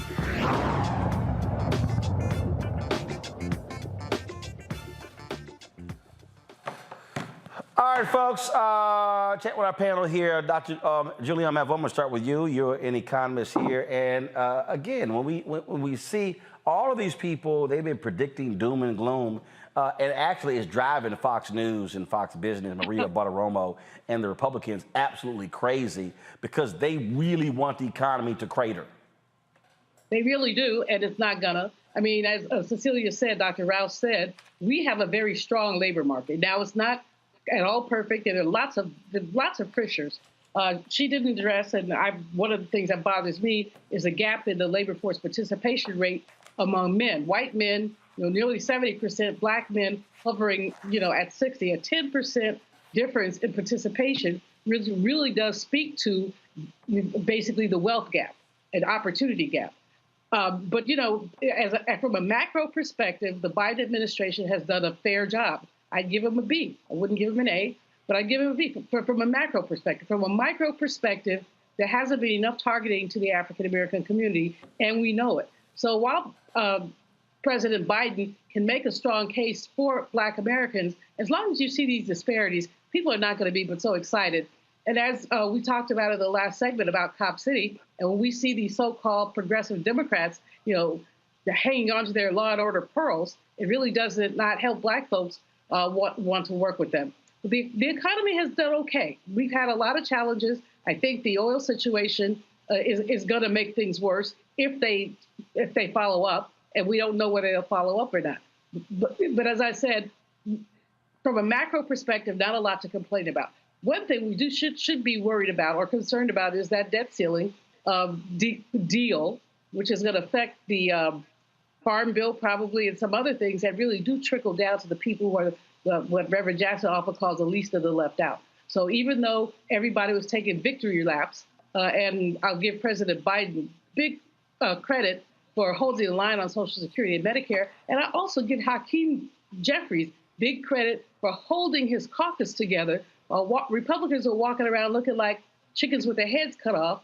The fact is that the reason why we got the deal is because Democrats stuck together. So I'll give them big credit for that. But we don't know, turn the page, what's going to happen next. And I am very concerned about the economy in the wake of that.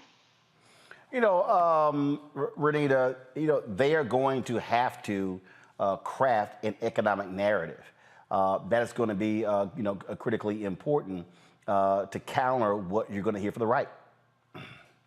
They are going to have to craft an economic narrative, but I really think that it should not start with the jobs report. And the reason why I say that, I know that a lot of times elected officials like to lean on job reports, particularly presidents and those who are running for president. But the reason why I think that they shouldn't use it is because it's so disconnected from what the average person actually is thinking about when they think about how the economy is doing as it relates to jobs. And so what I mean by that is you can say that this is a good jobs report, but these jobs reports never track if people actually feel like they have a good job. These are just tracking jobs. And so people generally think of a good job as a job that they can work 40 hours a week and be able to afford the basic necessities of life. And that is why it is so tricky to use these job reports, because a lot of times the job reports don't match the on-the-ground feeling of what people are actually experiencing day to day. And so that's why I wish that the Biden administration would focus on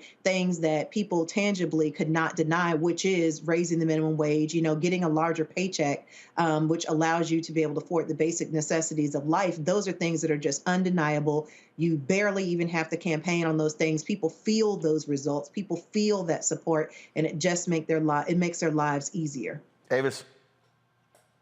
Yeah, you know, I do think that generally speaking, though, this economy is, you know, it's better than it could have been given all that he faced when he first came in here. I mean, this has been a long road to get here, and there have been efforts to improve the situation over the past years that I think have led to some bright spots. I don't think it's something that we should just sort of ignore, the fact that just with the last report, there was a historic low in terms of Black unemployment rates.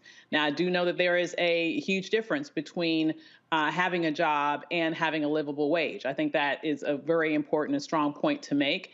But just in terms of these metrics that we have been looking at for years and years and years and years, given everything that this country faced with regards to having the world economy basically come to almost a halt during the pandemic, having 1 million people lose their lives, having people who were out of work for a couple of years, and really having this administration come in and push through legislation to put money in people's pockets, there's just been a lot that has had to happen to really jumpstart this economy over the past couple of years.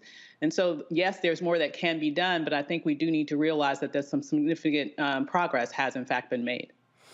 All right, folks, hold tight 1 second. We come back. Cornel West announces a third-party run for president. We'll show you his video. Senator Tim Scott goes on The View Sonny asked him about systemic racism. He says a whole bunch of nothing. We'll show you when we come back. You're watching Roland Martin Unfiltered on the Black Star Network.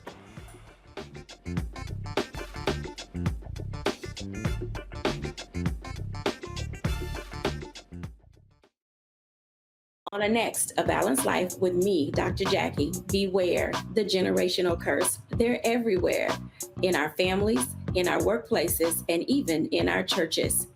It's like a minefield, identifying the curse and knowing what to do about it. When we're talking about generational patterns, oftentimes we get locked into those patterns because we don't want anyone to say, oh, you acting brand new, or you doing something different from how this is how we always did it. It's okay to do something different in order to get the results that you want to see in your life. That's next on A Balanced Life on Black Star Network.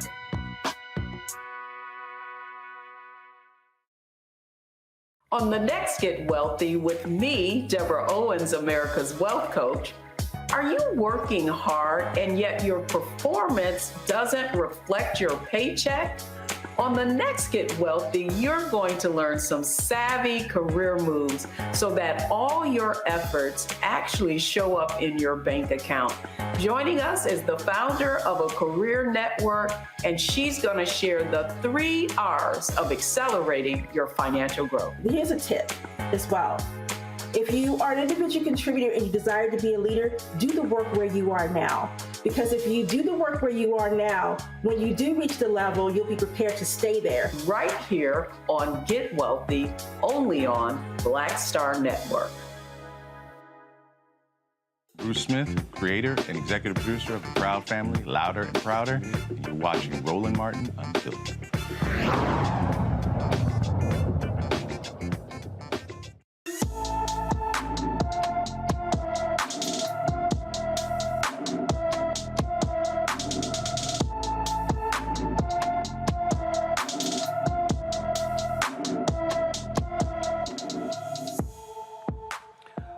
Sandra Aguilar has been missing from her San Tan Valley, Arizona home since April 23rd. The 17-year-old is 5 feet 3 inches tall, weighs 130 pounds, with brown hair and brown eyes. Anyone with information about Sandra Aguilar is urged to call the Padai County Arizona Sheriff's Office at 520-866-5111, 520-866-5111.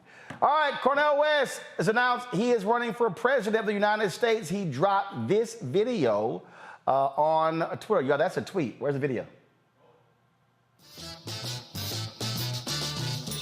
In these bleak times, I have decided to run for truth and justice, which takes the form of running for president of the United States as a candidate for the People's Party. I enter into quest for truth. I enter into quest for justice. And the presidency is just one vehicle to pursue that truth and justice, what I've been trying to do all of my life. I come from a tradition where I care about you. I care about the quality of your life. I care about whether you have access to a job with a living wage, decent housing, women having control over their bodies, health care for all, de-escalating the destruction of the planet, the destruction of American democracy. Democracy creates disruption. It creates an eruption. It creates an interruption. Wide from below, the energies of everyday people is manifest. And I know there are precious people in your life who you care for. That's why it's important for you to be involved, important for you to participate. We're not talking about hating anybody. We're talking about loving.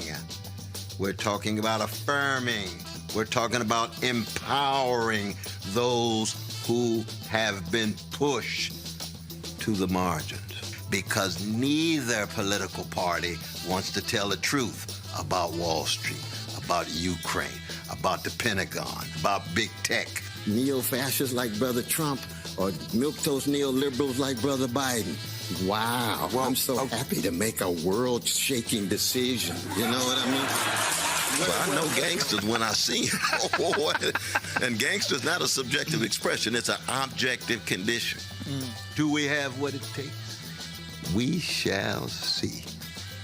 But some of us are going to go down fighting, go down swinging with style and a smile, accenting the best in you and trying to tease out the best in me.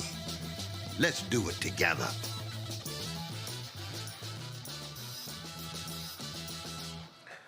All right, so here's the issue, Avis. And so we think about third parties in this country. Look, you got two major parties, Republicans and Democrats, all right? The Libertarian Party, they have ballot access in 33 states, okay? Mm-hmm. The Green Party has ballot access in 17 states. The Constitution Party has ballot access in 12 states. The People's Party has ballot access in 3. Isn't this a vanity project?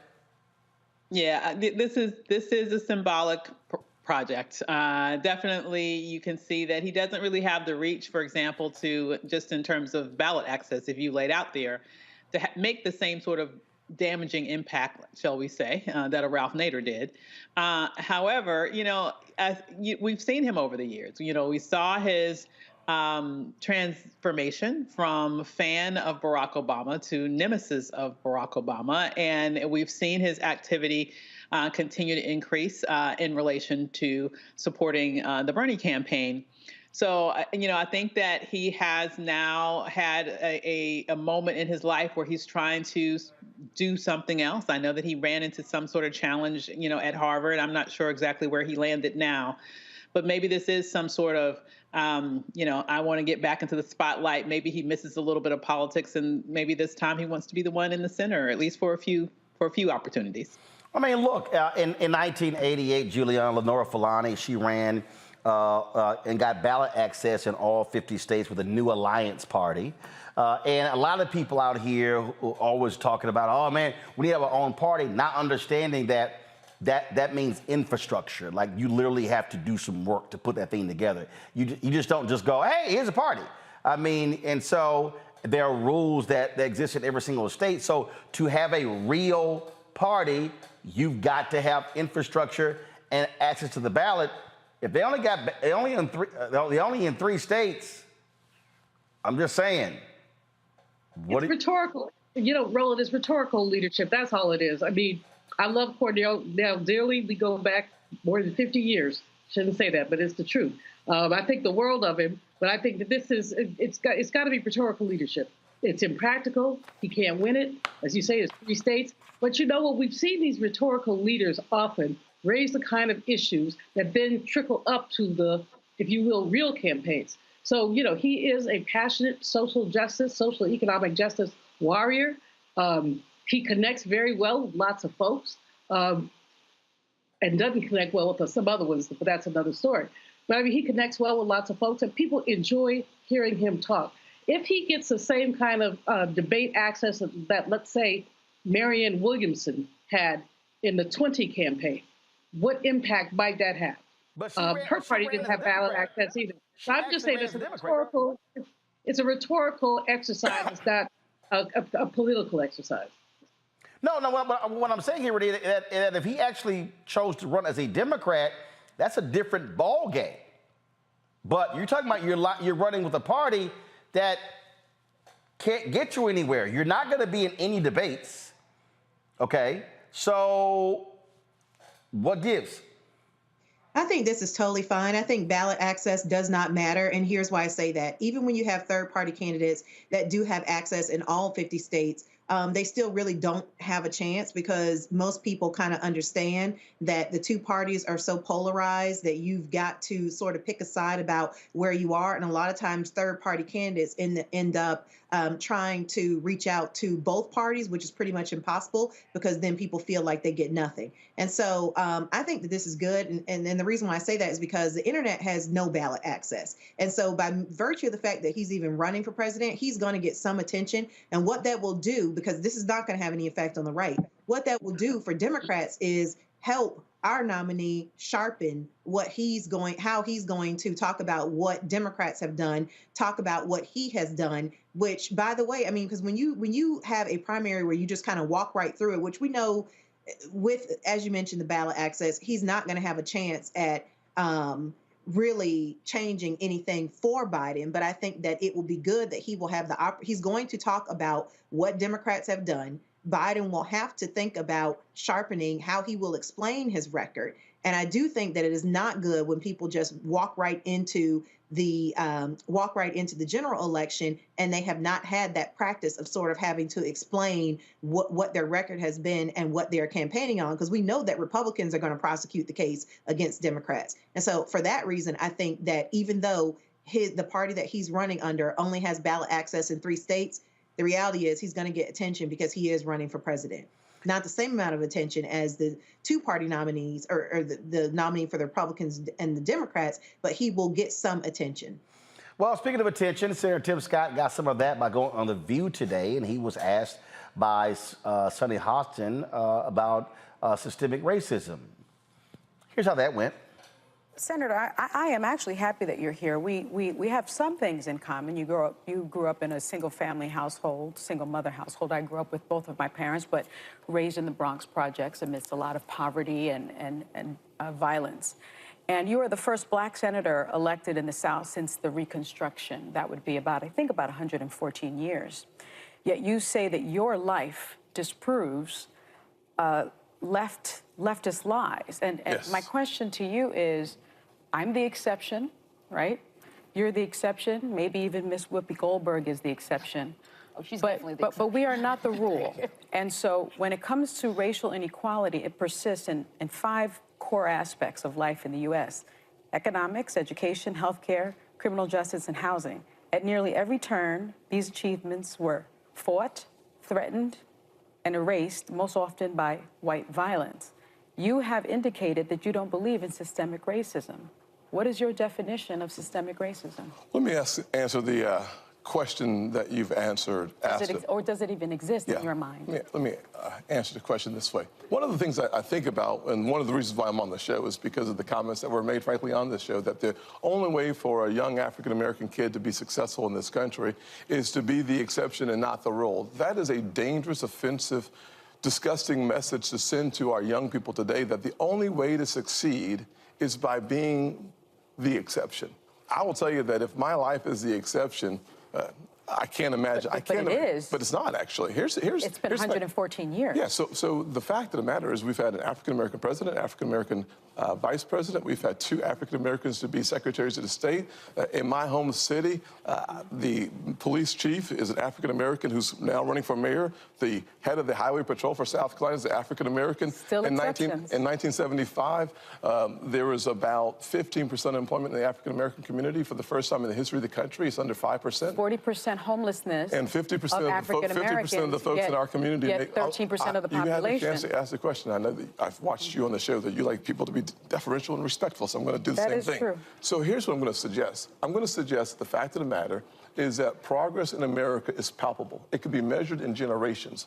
I look back at the fact that my grandfather, born in 1921 in Sally, South Carolina, when he was on a sidewalk, a white person was coming, he had to step off and not make eye contact. That man believed then, with some doubt now, in the goodness of America, because he believed that having faith in God, faith in himself, and faith in what the future could hold for his kids would unleash opportunities in ways that you cannot imagine.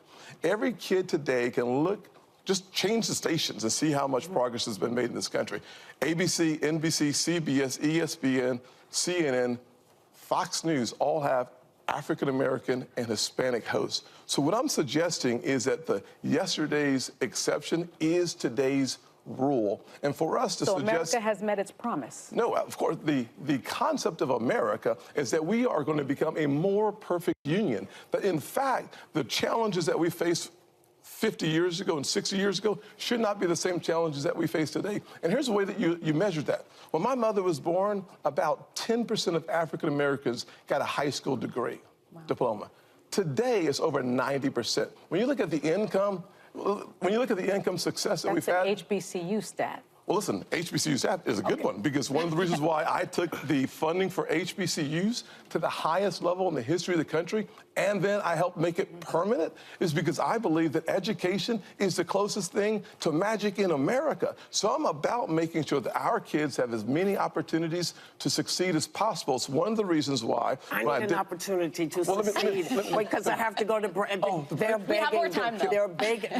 You're coming. I'm just getting started. I know. I believe all people can see the success that I've had. You know, I sat and I listened to everything you said. Yes. And I wonder why these conversations don't seem to be held with Republicans. All of the exceptional stuff you're talking about. And one of the reasons we continue to have new exceptionalism is because every time folks make 40 steps forward, they get dragged 40 steps back. So how do we, as a nation, because as a nation, we seemingly get on the right track and then we go backwards. So you as a black man, and as one of the, are there two black? Yeah. Senators? Yeah. Raphael Warnock. That's three now. Three. We still count Cory Booker, okay? Cory and Warnock on one side and me on the other side. That's three. Yes. But you yourself have talked about when the police stopped you. Absolutely. So how can you get your party to stop trying to stop the progression that people are making? Yeah, so that's what I complained about when I spoke about. I want you to come out and say, listen, the Republicans have these issues. So I think humans have these issues. Yeah. The issue of discrimination that I have faced, Sims, you face as well, is an issue of the heart. It's not Republicans or Democrats. Frankly, both sides of the aisle can do a better job on the issue of race. And frankly, my side of the aisle, I think, is doing a fabulous job of making progress. All right, y'all. So, okay, that's a whole lot of. So let me do this right here. First of all, Senator Tim Scott never actually answered the question that Sonny raised about systemic racism. What he did was he brought up all of these little individual anecdotal stories, which we all know that's how you actually avoid. See, if you say my mama and my daddy and me and my cousin, that's 4 people. Systemic means system, okay? Literally last week, Vice President Kamala Harris talked about what the Biden administration is doing to combat systemic racism and bias in the algorithms when it comes to the valuation of homes. Yep, that's systemic. Systemic is when we know how black-owned media is being frozen out of the $322 billion being spent annually in the advertising industry. Oh yeah, we get 0.5 to 1%. That's called systemic. Systemic is when you look at the disproportionate of people who are on death row and who were convicted and put on death row for crimes they did not commit. How many of them are black? That's systemic. And see, then what Senator Tim Scott then does is this cute little game of, we have a black sheriff, we have a black mayor, we have a black this. Let me help you all out. When Thurgood Marshall became the first African-American on the Supreme Court, racism did not just magically evaporate in the criminal justice system. It didn't. When Doug Wilder became the first African-American governor elected since Reconstruction, hell, that didn't eliminate racism in Virginia. You show me the first black mayor of a city, doesn't mean discrimination in that city somehow went poof, it's now gone. Show me the first black CEO. I'll show you still have fundamental problems with discrimination in companies. See, so what Tim Scott likes to do, y'all, is this cute little black conservative dance. And that is, look at all the progress we've made. Yes, we all acknowledge that. We all acknowledge Sonny sitting on the desk and Whoopi sitting on the desk, but it wasn't until 2 years ago when ABC News got their first black president. Has Disney ever had a black CEO, Tim? Nope. Are we actually seeing significant numbers of African Americans in corporate America, in many of these places? No. Federal government, Tim, $560 billion spent every single year on contracts. African Americans get 1.67% of all federal contracts. Want to talk about systemic racism there? In lending, in finance. We can go on and on and on. See, but the reality is Tim Scott does not want to deal with that because that doesn't play well with his white Republican base. And that's why he gives these, a guy like me, look at what I've done. Look at what I was able to achieve. Yes, Tim, that's you. But the reality is, as Sonny stated, we know that there are exceptions.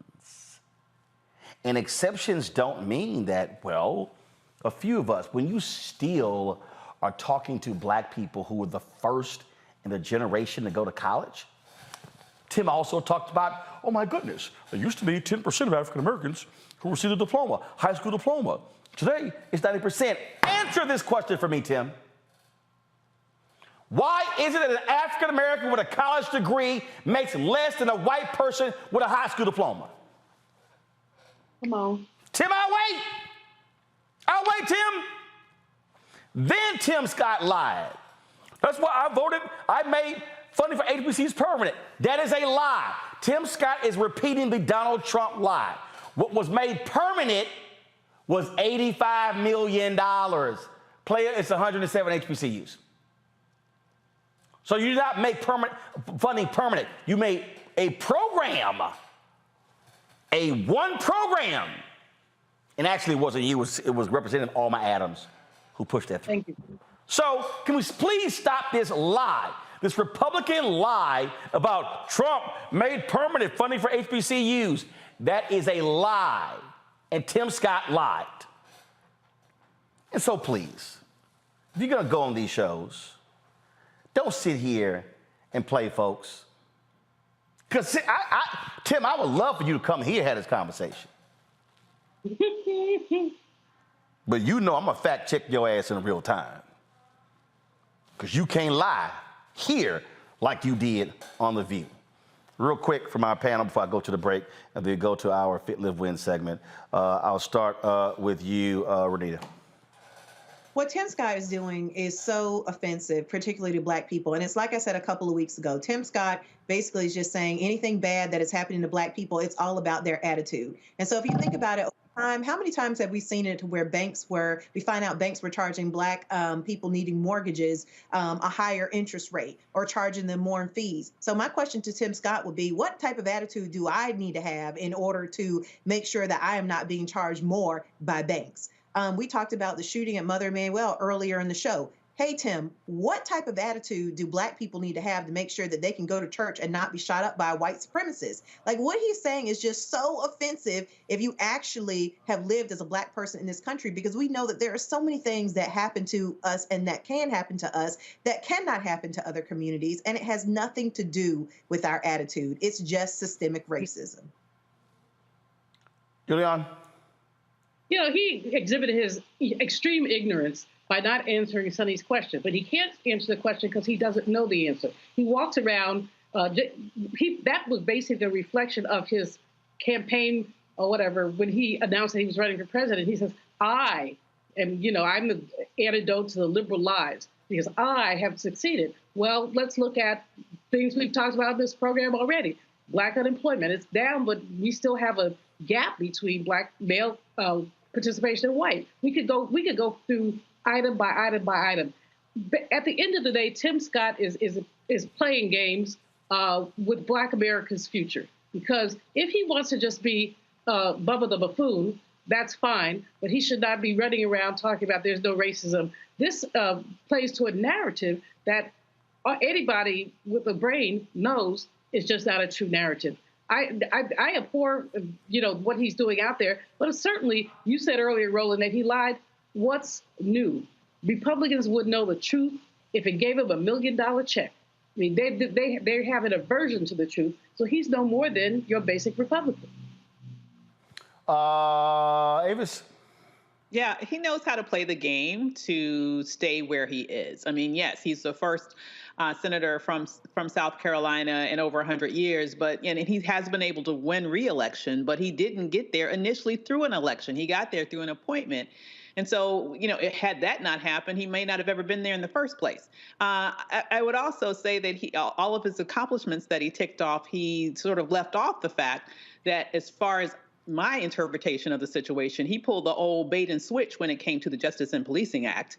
He was the one who was supposed to make sure that he was negotiating in good faith in order to make sure it got through the finish line. And at the last minute, he comes back with other sort of requirements, which actually killed the bill. And so, the bottom line is that he is doing what he needs to do to be in that position from the state that he is from and in the party that he is in. He knows the dance that he needs to undertake, and that's exactly what he's doing. All right, folks, hold tight 1 second. We come back, we'll talk Alzheimer's in our Fit, Live, Win segment. You're watching Roland Martin Unfiltered right here on the Black Star Network. When you talk about blackness and what happens in black culture, we're about covering these things that matter to us, speaking to our issues and concerns. This is a genuine people-powered movement. There's a lot of stuff that we're not getting. You get it, and you spread the word. We wish to plead our own cause. Too long have others spoken for us. We cannot tell our own story if we can't pay for it. This is about covering us. Invest in black-owned media. Your dollars matter. We don't have to keep asking them to cover our stuff. So please support us in what we do, folks. We want to hit 2,000 people, $50 this month, raise $100,000. We're behind 100,000, so we want to hit that. Y'all money makes this possible. Checks and money orders go to P.O. Box 57196, Washington, D.C. 20037-0196. The Cash App is $RM Unfiltered. PayPal is R Martin Unfiltered. Venmo is RM Unfiltered. Zelle is Roland at RolandSMartin.com. Coming up next on The Frequency, right here on the Black Star Network, Shanita Hubbard. We're talking about the ride or die chick. We're breaking it down. The stereotype of the strong black woman. Some of us are operating with it as if it's a badge of honor. Like you even hear black women like aspiring to be this ride or die chick, aspiring to be the strong black woman trope at their own expense. Next on The Frequency, right here on the Black Star Network. Hello, we're the Critter Fixers. I'm Dr. Bernard Hodges. And I'm Dr. Terrence Ferguson. And you're tuned in to Roland Martin Unfiltered.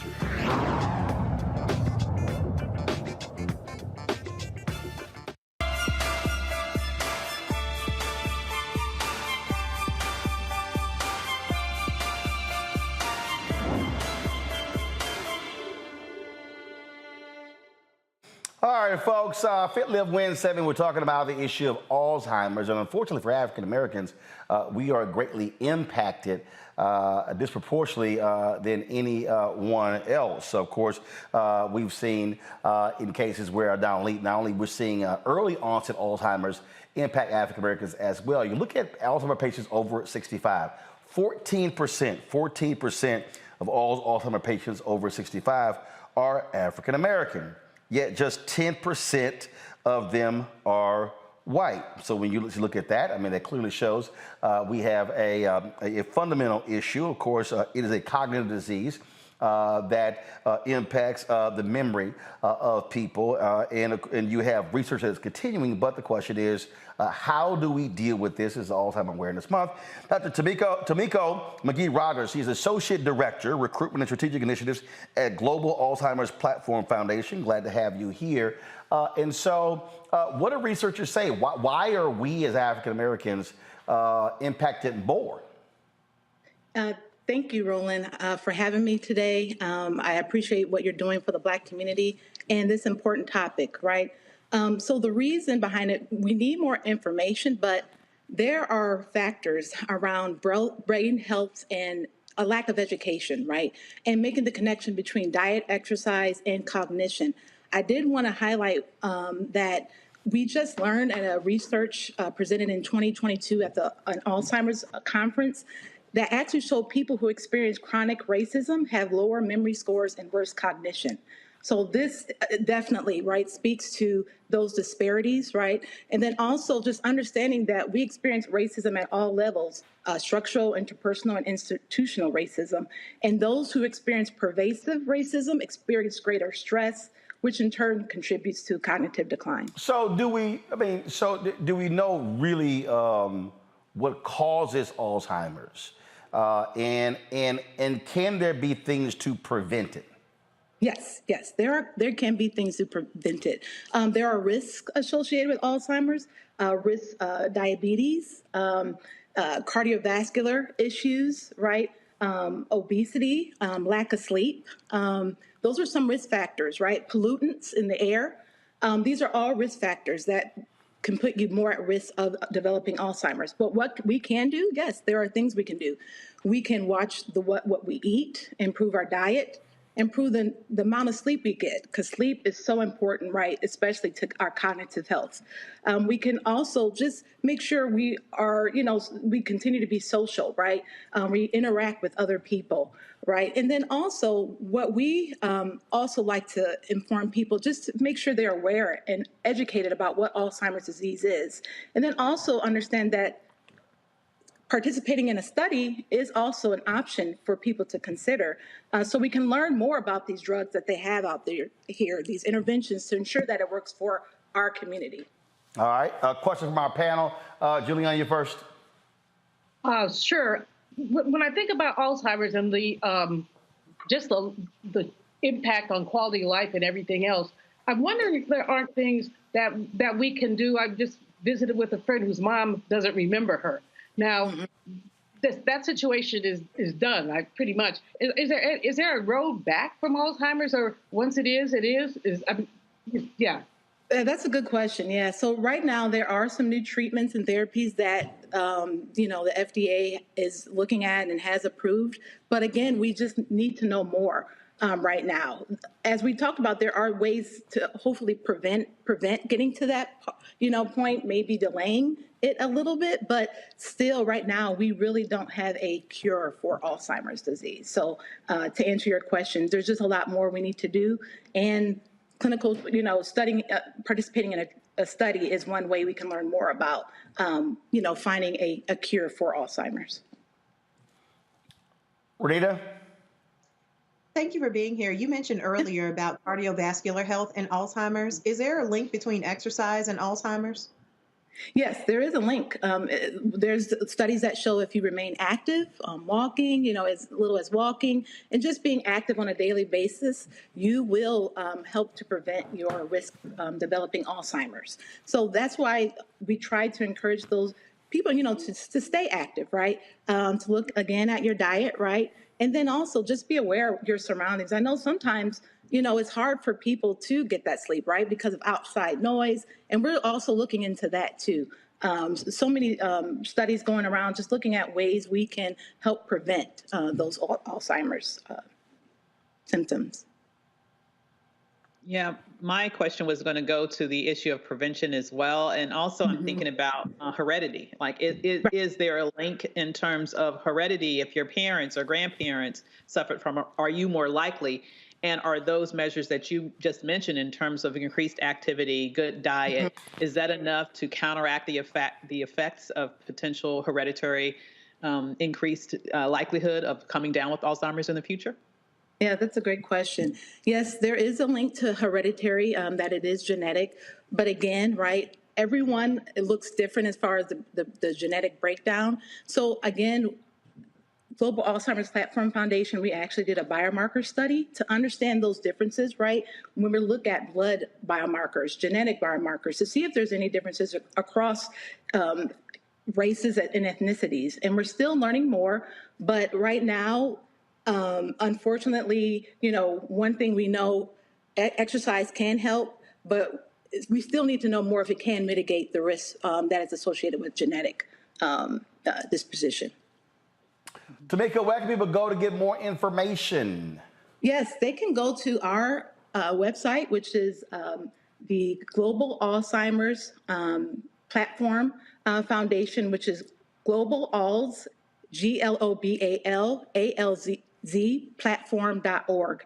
//map. And they can actually find more information if you're interested in learning more about what the procedures are involved in a clinical trial, or just learning more about understanding Alzheimer's and the risks that we talked about, and being more educated about what's out there. Because we do have a team at Community Connectors that are out there trying to raise awareness and education in our Black community. All right, then. Tamika, we certainly appreciate it. Thanks a bunch. Thank you so much. All right, then, folks, that is it from us. I appreciate that. Avis, Renita, and Julian, thanks a bunch for joining us as well. Folks, don't forget, support us in what we do. First off, y'all on YouTube, y'all still sitting here watching. Hit that like button. More than 3,000 of y'all watching, just 1,500 likes. So hit that button before we go. It impacts the algorithm, which impacts us being searched, which impacts revenue for the show. So please do that. Also, of course, download the Black Star Network app, Apple phone, Android phone, Apple TV, Android TV, Roku, Amazon Fire TV, Xbox One, Samsung Smart TV. We also want you to join our Bring the Funk fan club. Your dollars make it possible for us to do what we do. And so there are folks who sent us checks and money orders: Cheryl Dugan, Rosalind Fluker Powell, Larry Dyer, Victoria Sickles, George Henderson, William Smith, Ernest Mims, Shauna Cox, David Hopkins, Linda Moore, Sharon Kanzler, Shirley Morrow, Rodney Curtin, Dolores Knight, Gayleen Davenport, Ruby Hoofkin, Catherine Fuqua, Latifa Muhammad, Phyllis Jackson Ware, Knox Toll Jr., Odell W. Williams, George Daniels, Veroline Robinson, Barbara Jones, Renee Swearinger, Edward L. Young, Nancy Piles, Kathy Lowe, Gloria J. Hunter, John H. Ward, Allie Stokes, William Douglas Wade, Carol Williams, Eva B. and Willie Dockery, Odell Bryant, Veronica L. Gales Short, A. Cook Gibson, Roz Frazier, Frank Stovall, Trisha Lashmet, Zachary Claude, Joan Owens, Kevin and Cheryl Taylor Earl, Guinevere Butler, Napoleon Keys, E.R. Wilson, Charlene Cotman, Alicia Cook, Rosalind Frazier. We appreciate it. Check your money orders, y'all. Go to P.O. Box 57196, Washington, D.C., 20037-0196. Cash App, $RM Unfiltered. PayPal, R Martin Unfiltered. Venmo is RM Unfiltered. Zelle, Roland at RolandSMartin.com. Roland at RolandMartinUnfiltered.com. For the folks who dropped Cash App during the show, Robert Mason, thank you for that huge contribution. I appreciate it, Robert. You get a special shout out. Jacqueline Thomas. I also want to thank Marvin Hunter, as well as Jerome Price and Holly, Carmen Nicholson, Mervyn Smith, Erica Brown, Johnny Stewart, Johnny Sadler, Shatina Barr, Mark Abrams, Latia Tracy Coleman, S.D. Dickens, Schwan Marcano, Jared Thompson, Kerry Smith, Nicole Savage, Cream, Troy Balance, Charlene Perry, Daryl Johnson, Mary Matthews. Folks, trust me, your donations are critical. We're doing all we can to increase our advertising support, but trust me, your dollars matter when you join Bring the Funk fan club. Now, goal is simple. Of 20,000 of our supporters, I got nearly 1.1 million YouTube subscribers. All right, we got 670,000 on Instagram, about 600,000+ on Twitter, 1.3 million on Facebook. If just out of the 4 million people that follow me, if just 20,000 people contribute an average of $50 each, that raises $1 million annually to fund what we do here at the Black Star Network. That is a huge, huge thing for us to actually do. And so please, the opportunities for you to give are right there. It matters. We're going to be in Jackson, Mississippi later this week for the Medgar and Murray Evers Institute. And so your resources pay for that. We've got upcoming events happening all across the country. We've got a Juneteenth event that's actually happening in Houston, Texas on June 17th. And so, we want you to support that as well. So there's a lot that's going on. So your support really does matter. So we're going to show it one more time. Support us in what we do. Again, check your money orders, P.O. Box 57196, Washington, D.C., 20037-0196. Cash App, $RM Unfiltered. PayPal is R Martin Unfiltered. Venmo is RM Unfiltered. Zelle, Roland at RolandSMartin.com. Roland at RolandMartinUnfiltered.com. And be sure to get a copy of my book, White Fear, How the Browning of America is Making White Folks Lose Their Minds. Available at bookstores nationwide. Amazon, Barnes & Noble, IndieBound, Ben Bella Books, Bookshop, Chapters, Books A Million, Target. You can download a copy on Audible as well. That's a bunch. Thanks a bunch. I'll see y'all tomorrow. Holla!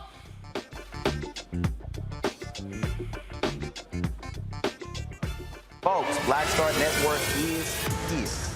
Hold no punches. I'm real revolutionary right now. Support this man, Black Media. He makes sure that our stories are told. Thank you for being being the voice of Black America, Roland. Stay black. I love y'all. All momentum we have now, we have to keep this going. The video looks phenomenal. See, there's a difference between Black Star Network and Black-owned media and something like CNN. You can't be Black-owned media and be scared. It's time to be smart. Bring your eyeballs home. You dig? Pull up a chair. Take your seat. The Black Tape. With me, Dr. Greg Carr, here on the Black Star Network. Every week. Yo, snap this. A deeper dive into the world we're living in. Post this photo. Get this. Join the conversation only on the Black Star Network. Right here. Right here. Hi, I'm Dr. Jackie Hill Martin, and I have a question for you. Ever feel as if your life is teetering and weight and pressure of the world is consistently on your shoulders? Well, let me tell you, living